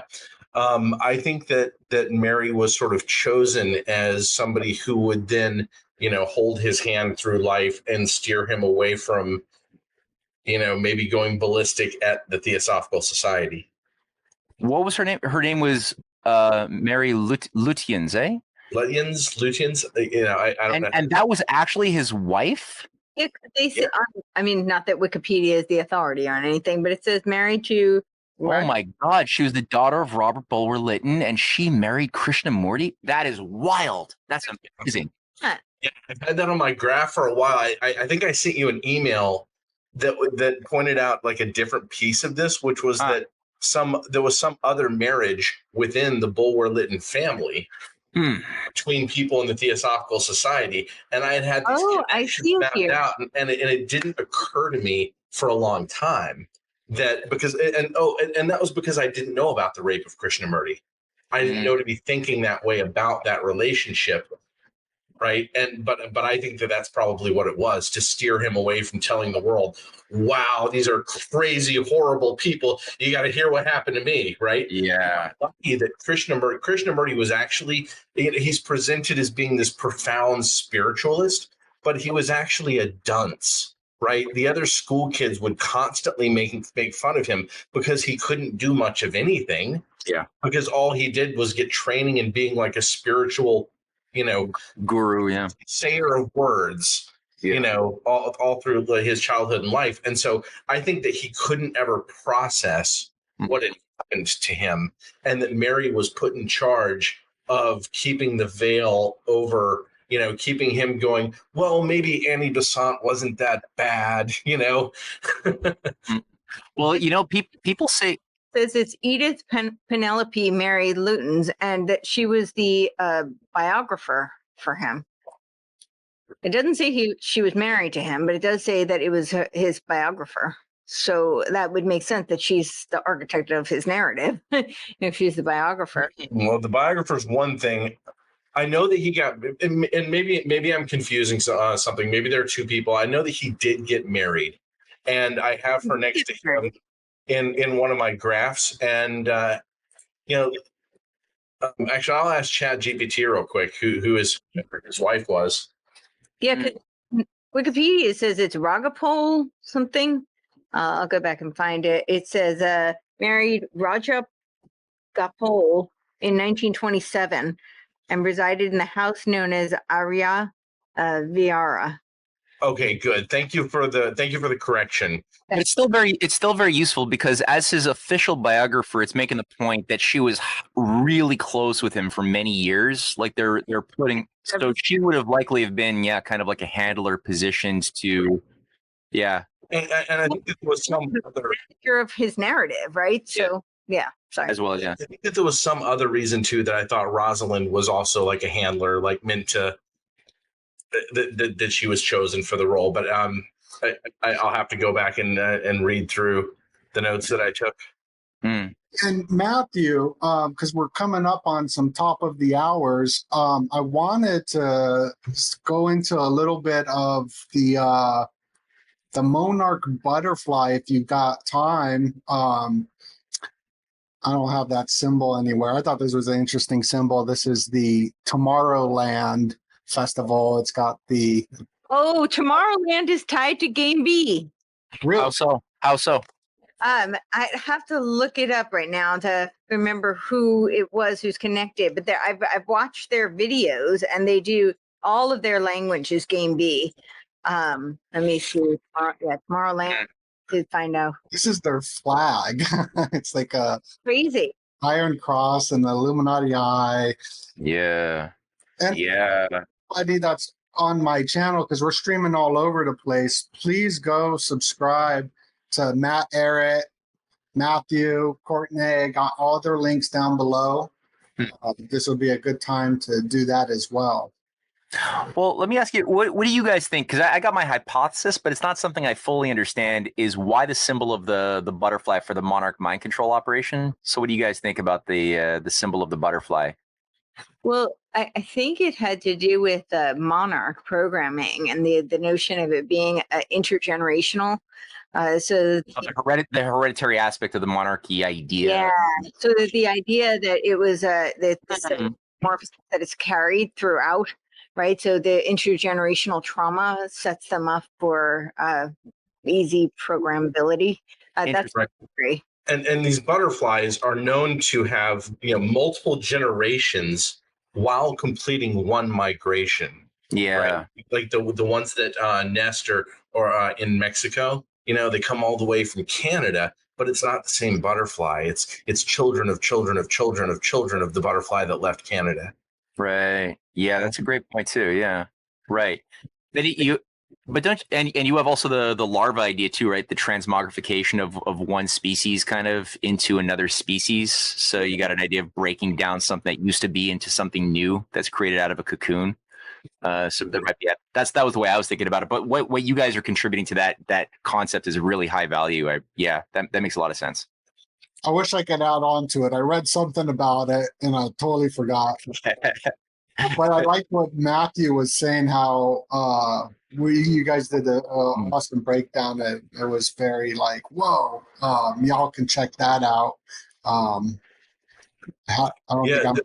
Rothschild family is involved in an enormous amount of biowarfare work, and that's something that people should zoom in on and look a little more closely and organize the thoughts even better than I've come up with a few, which is this Charles Rothschild, who was the entomologist of the family, who had the collection of tens of millions of butterflies, right, and whose daughter Miriam went to Bletchley Park and worked on biowarfare. Involving thinking about insects, by the way, during World War II, right? And by the way, a member of the Rothschild family is one of the pioneers of mRNA technology. Is that which one is that? I think the last name's Lane. Okay. And I don't know if it's Charles Lane. Forgive me on this one. It's fine. I'd have to open up my notes and graphs and find it somewhere, but I don't even think I've put it in my notes yet. I think it's like one of 100 tabs that are open. No, it's fine. I've written it down as a future recall. It's good. It works. Go ahead. But yeah, I think that they were always thinking both in terms of steering humans, and I think that's what Pannonica was doing, moving to New York and getting involved in the jazz movement and the control and specifically also sort of like playing a part in Hegelian racial dialogue, right? I mean, one of the most unfortunate things about the United States was, being born with the problem of slavery involved, right? And then then it's easy to find people who will participate in culture war. It's even easier than going into Indonesia and finding one prince to slay the other one, right? But a lot of the American jazz, American musicians, black musicians, have these interesting ties to the British Empire. And I'm trying to remember who it was. What's the guy's name? Nat King Cole, who toured the world with the British Navy, right? That's a little bit specific, right? Yeah. But of course, Panatica, was right there with all these different jazz greats, having them die in her hotel room even. And but I think that the butterfly tattoos and the monarch symbolism, Dolly Parton, all the, who very openly admitted to having, secret relationships with like apparently powerful men who weren't her husband. Not even secret, like she, and she had this friend who seemed to be her handler. And I think that her husband just sort of like looks on face like her handler. He like right after they met, he spent 2 years in the army and then came out, got married. I just don't even believe her backstory. 13 kids in the one room cabin or whatever it is. I think that she's a conjured image, but I think that that's true of a huge portion of the entertainment industry. And, so many of them have, those tattoos, and they say, and when asked about the symbolism, they're like, oh, it means rebirth and blah blah blah, but it's just known how often a lot of these entertainers are pimped out before they ever get to become big time stars. Yeah, and I look at the celebrities all the time, and Miley Cyrus and Dolly Parton both works together, and she's got the butterflies all over her symbolism as well, and even the that movie Smile too, with the butterfly at the end of it. But like I was showing that video that's like going super viral at this Coldplay concert. Coldplay was big part of this whole 2030 emissions, the green carbon stuff, which seems like it would be connected to the energy credits when I think about energy. And but they were doing this thing called global citizen. So when everyone had to go to their rooms and stay home, Coldplay, Sesame Street were on the television with all the different actors. Very strange. And I think there's a connection to even like this Elmo hack that just took place. Yeah. I think there's a connection to some United Nations stuff, like but I'm paranoid. I just wanted to clarify. I don't know if it's the same Tomorrowland because I looked it up with that logo. But there was Tomorrowland conferences, and they were taught. The whole thing was centered around like transmedia storytelling, which is a concept in Game B, where they talk about like what was it? I think Jake Ruiz was who was in that. It was like one of those dialogos for Game B where he talks about how he's going to Trojan horse the concepts of Game B into his Disney project. But Tomorrowland works on like those kinds of concepts, and they had conferences. I don't know if it's the same Tomorrowland as what you were referencing. It probably was the big EDM festival, and there was just like this big fire. Their symbol is like a Masonic compass a couple years ago. But yeah, so here's like some of the images I have pulled up of Sesame Street with the Sustainable Development Goals. The what? The circle of the Sustainable Development Goals is Oh yeah. Well, so this was like the global. It was something I was covering heavily like 5 years ago. And this Coldplay, is that their name? Yeah, I forget their name, but I think that there's something more to it. Very possibly. I mean, they usually use the entertainment as, you know, for operational preparation of the environment. So all the like transhuman like predictive programming in movies right now is insane. I just saw Megan 2 and yeah, right. I won't ruin the ending for people, but I mean, the language they use, it's straight out of D&D. Like straight. I was just like, whoa. Megan, you know, What? Megan 2.0. I Megan can't wait to 2.0. watch it. I'm a big fan of the first one. Were you? It's funny. Like it's got a very like I used to love Buffy. I know it's like total feminist propaganda, but I always thought it was the role made for me, and they should have recruited me, even though I didn't audition. But it's got that kind of humor. Like it's a very snarky kind of witty humor. So Well, I've been doing a deep dive on the show The Office, and so I've been doing all this history of Scranton, Pennsylvania, and just it goes into just so much history in Pennsylvania, the Keystone State. And this book I read called Haunted Scranton went into the Masonic ghost. So there's just like another lore of the Masonic ghost. But in the show The Office, they always show this big tower. And that tower was built by this guy named Dixon, I believe. And the Masonic temple where these ghosts are like haunting in Scranton is his home. It was his home. They demolished it and built the Masonic temple. So it's like just a kind of fun kind of thing. But yeah. Yeah. No, it's all over the culture, eh? Like you really, I was also I do these recaps, either movie recaps or they do these for like 12 or 20 minutes. You can get on YouTube just if you want to get the gist of like what a movie is about, but you don't want to like put yourself through the whole thing. right.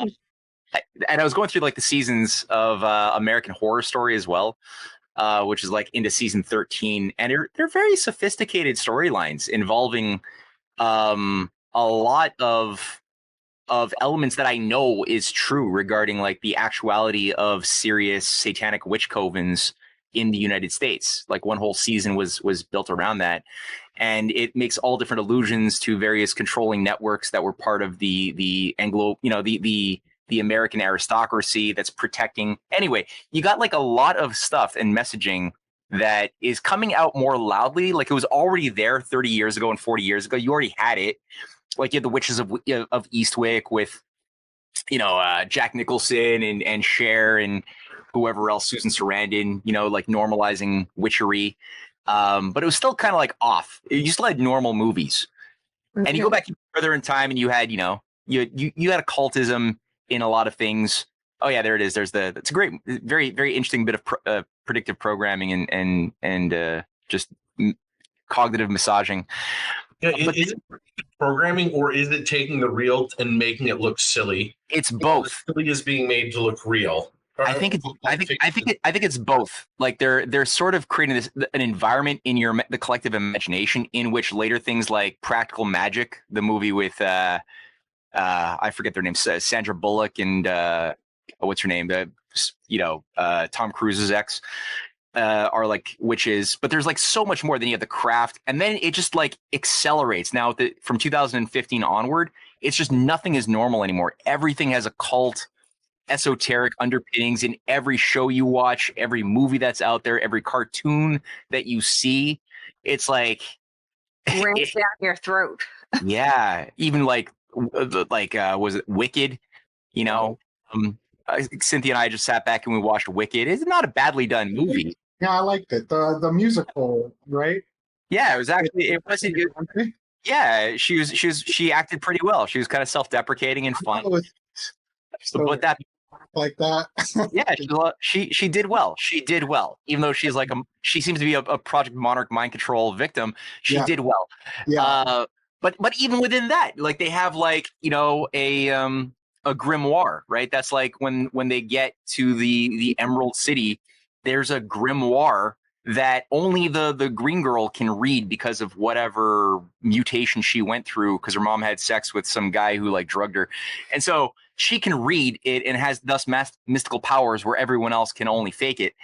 And like, if you look at even there, like Frank Baum, it's not like this is the first time where you have people in high positions of cultural influence who are occult, like doing this stuff, because Frank Baum, who came up with the Wizard of Oz, he's become like sort of like a hero amongst a lot of libertarians, because they say, you know, he was, and maybe there's an element of truth that he had like a messaging that the yellow brick road was all about gold, and he's criticizing the Federal Reserve that was coming online soon.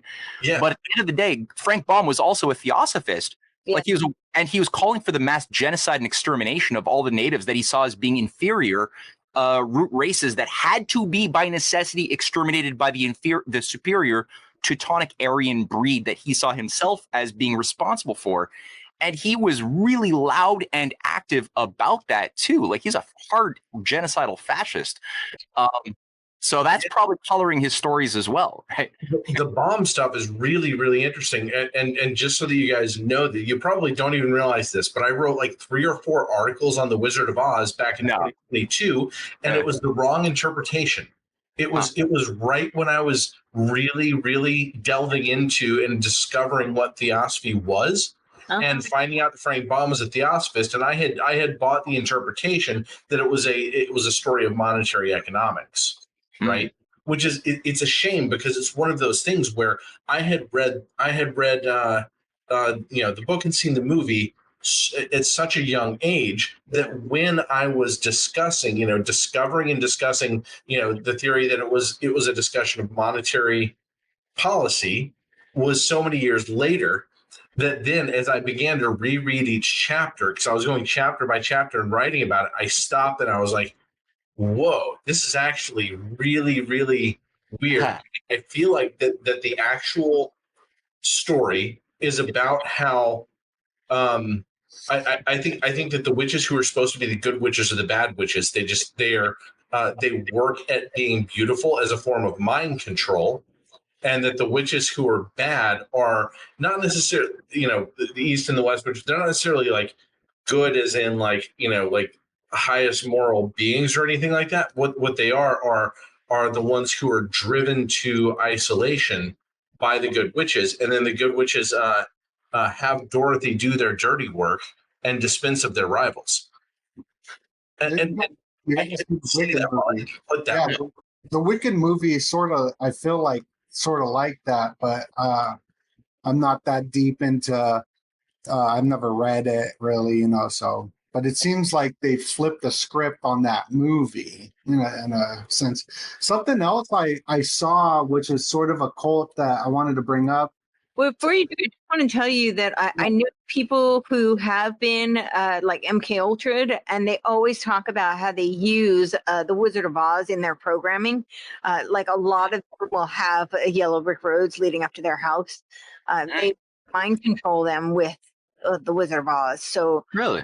Yeah, I know firsthand people who were MK Ultra who talk about that. So, And before we wrap it up, well, I'll end it here. I just wanted to bring up one thing on the since we're talking about the occult and all that.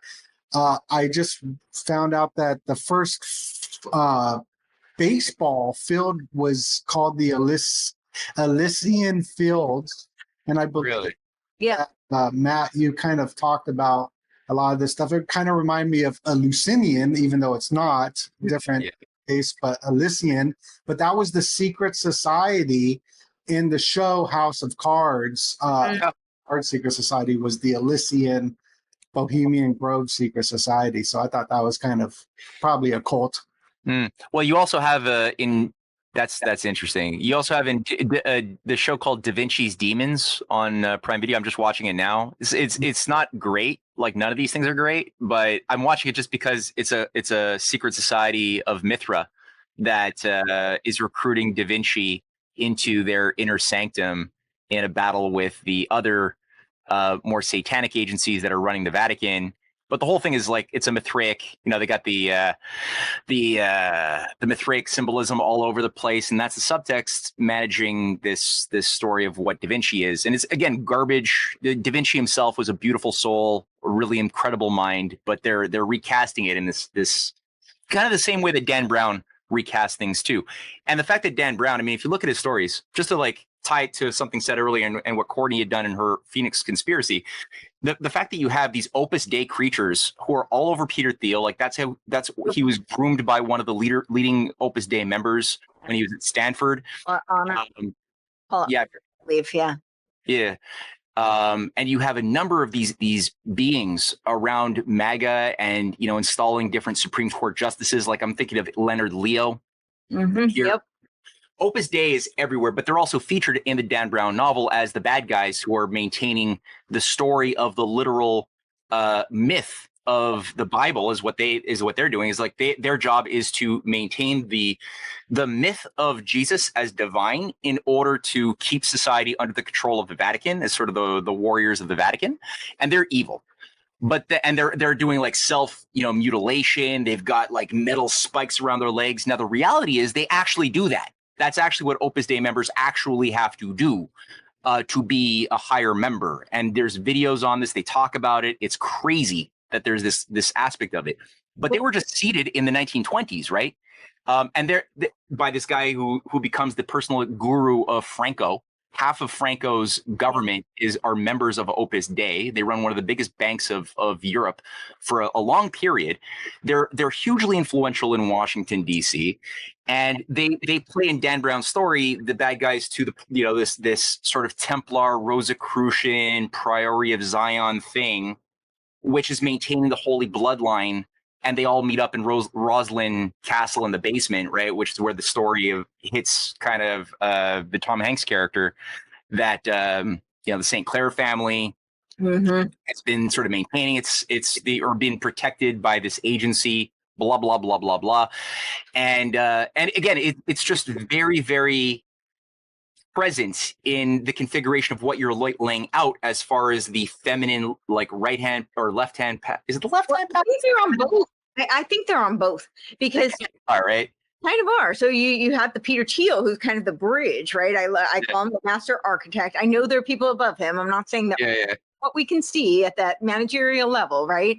And then you've got what I was talking about, the United Independents with Christopher Life. Christopher Life worked with Brock Pierce to do the convention in Denver in 2024. And Brock Pierce is tied to Bannon. Bannon is definitely tied to Opus Dei, right? So, but I think you also have the Opus Dei. Sorry, go. Keep going, and then I'm going to. I think you have it. So that's kind of the right-hand path, right? Bannon very much working with those Theo bros on through the right-hand path. But then I think you do have the this kind of Peter Thiel ancillary left-hand path working. I'm trying to think of some of the other connections more tangible, but yeah, I think it's both. Yeah, well, you definitely have, because I think the problem here is that the right-hand path was historically applied by the Jesuits. Yeah. From their creation, from 1534 up until the 20th century, that was their job, was infiltrate everybody. For other cultures, you're highly fluid, highly flexible, highly rigorous, very creative, willing to die and be tortured. So again, these meditations really take you through a certain cognitive discipline, which is astounding, but also bounded by a blind obedience to the hierarchy. So again, very useful for command and control of mind slaves. But for the Christian world, their job was to infiltrate and keep control of the Christian world, especially the Catholic world, and make it as rigid as humanly possible in order to, on the one hand, project power, but on the other hand, to create a sick environment of toxicity and spiritual suffocation that would be conducive for the emergence of Luciferian rebels, who would then, kind of like we saw Aleister Crowley emerge out of the Plymouth Brethren, this ultra strict Orthodox Brethren cult. It caused the kids to feel so much shame for thinking about, doing something bad. Every kid thinks about doing something bad, but the thought was akin to it was identical to the sin of having done it. If you thought it, you did it. And if you did it, means you're burning in hell. And so that type of stifling environment created a lot of Satanists, right? They're like, well, that's not the God I believe in. So they would go in the opposite direction. And that's what the Jesuits largely did with their very strict, overbearing education system. We saw this with a lot of the baby boomers who just embraced this Dionysian frenzy of Luciferianism in the 1960s. A lot of them they suffered, especially in Ireland and Quebec and Catholic run places in France. They suffered under a very disciplinarian tyranny in the Catholic churches run by Jesuits.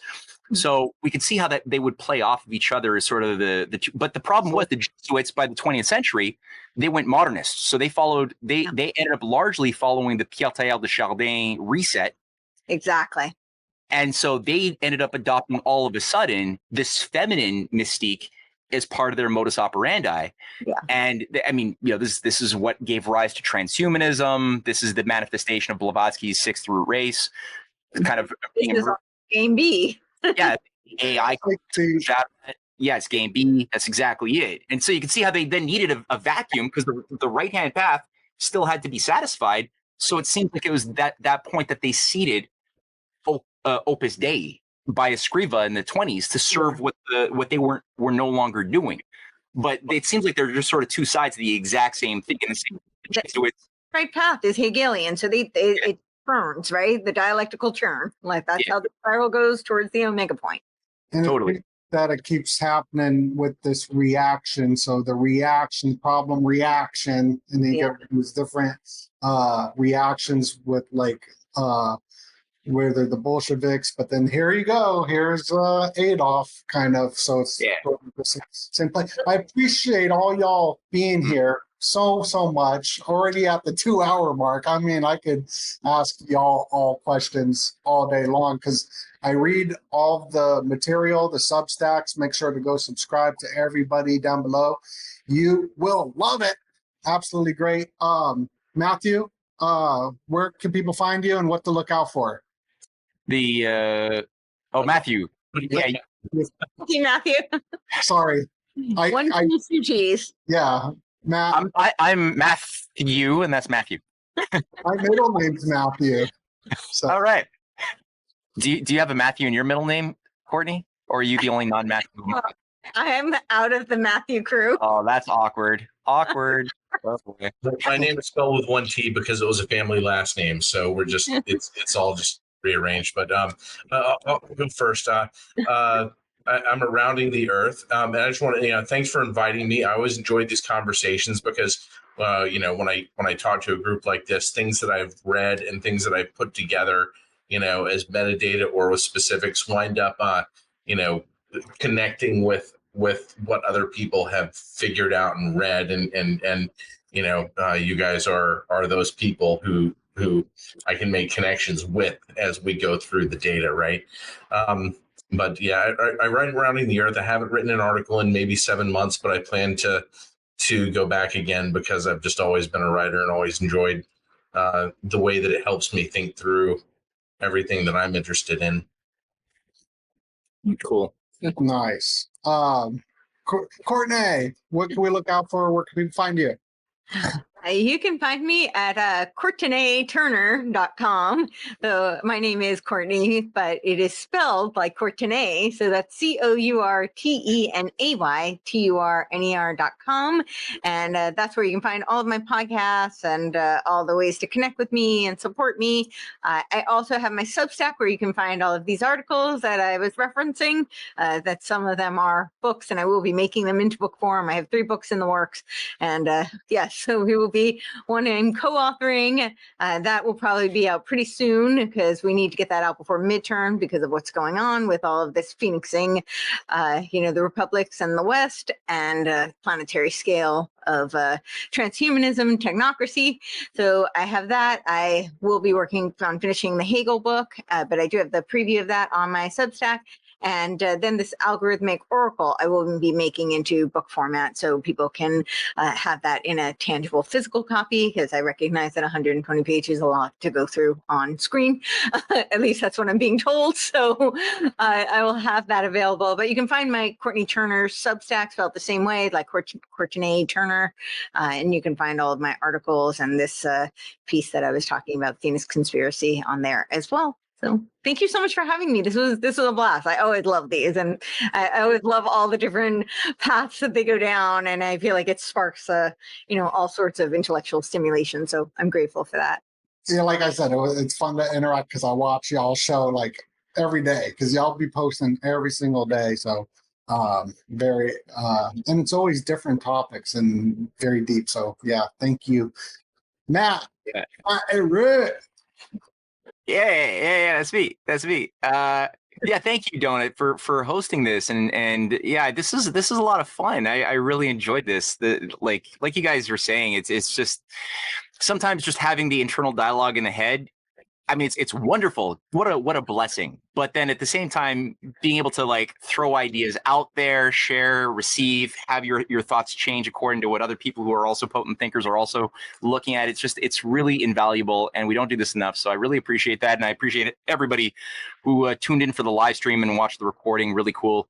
What I could say is, yeah, go to risingtidefoundation.net is one of my websites that I run with Cynthia, my wife, and we do like weekly lectures that people can tune into just by getting a subscription to our Substacks. Or our Substacks are good too. We do things almost every day. MathewEhret.substack.com, and also CanadianPatriot.org is the last place where people could buy our books and watch our movies and things like that. It's all up there. So yeah, but again, this is a blast. Good for the soul. Thank you guys very much. Thank you, everybody. Smash that like button. Thank you for your support. Much love and God bless you.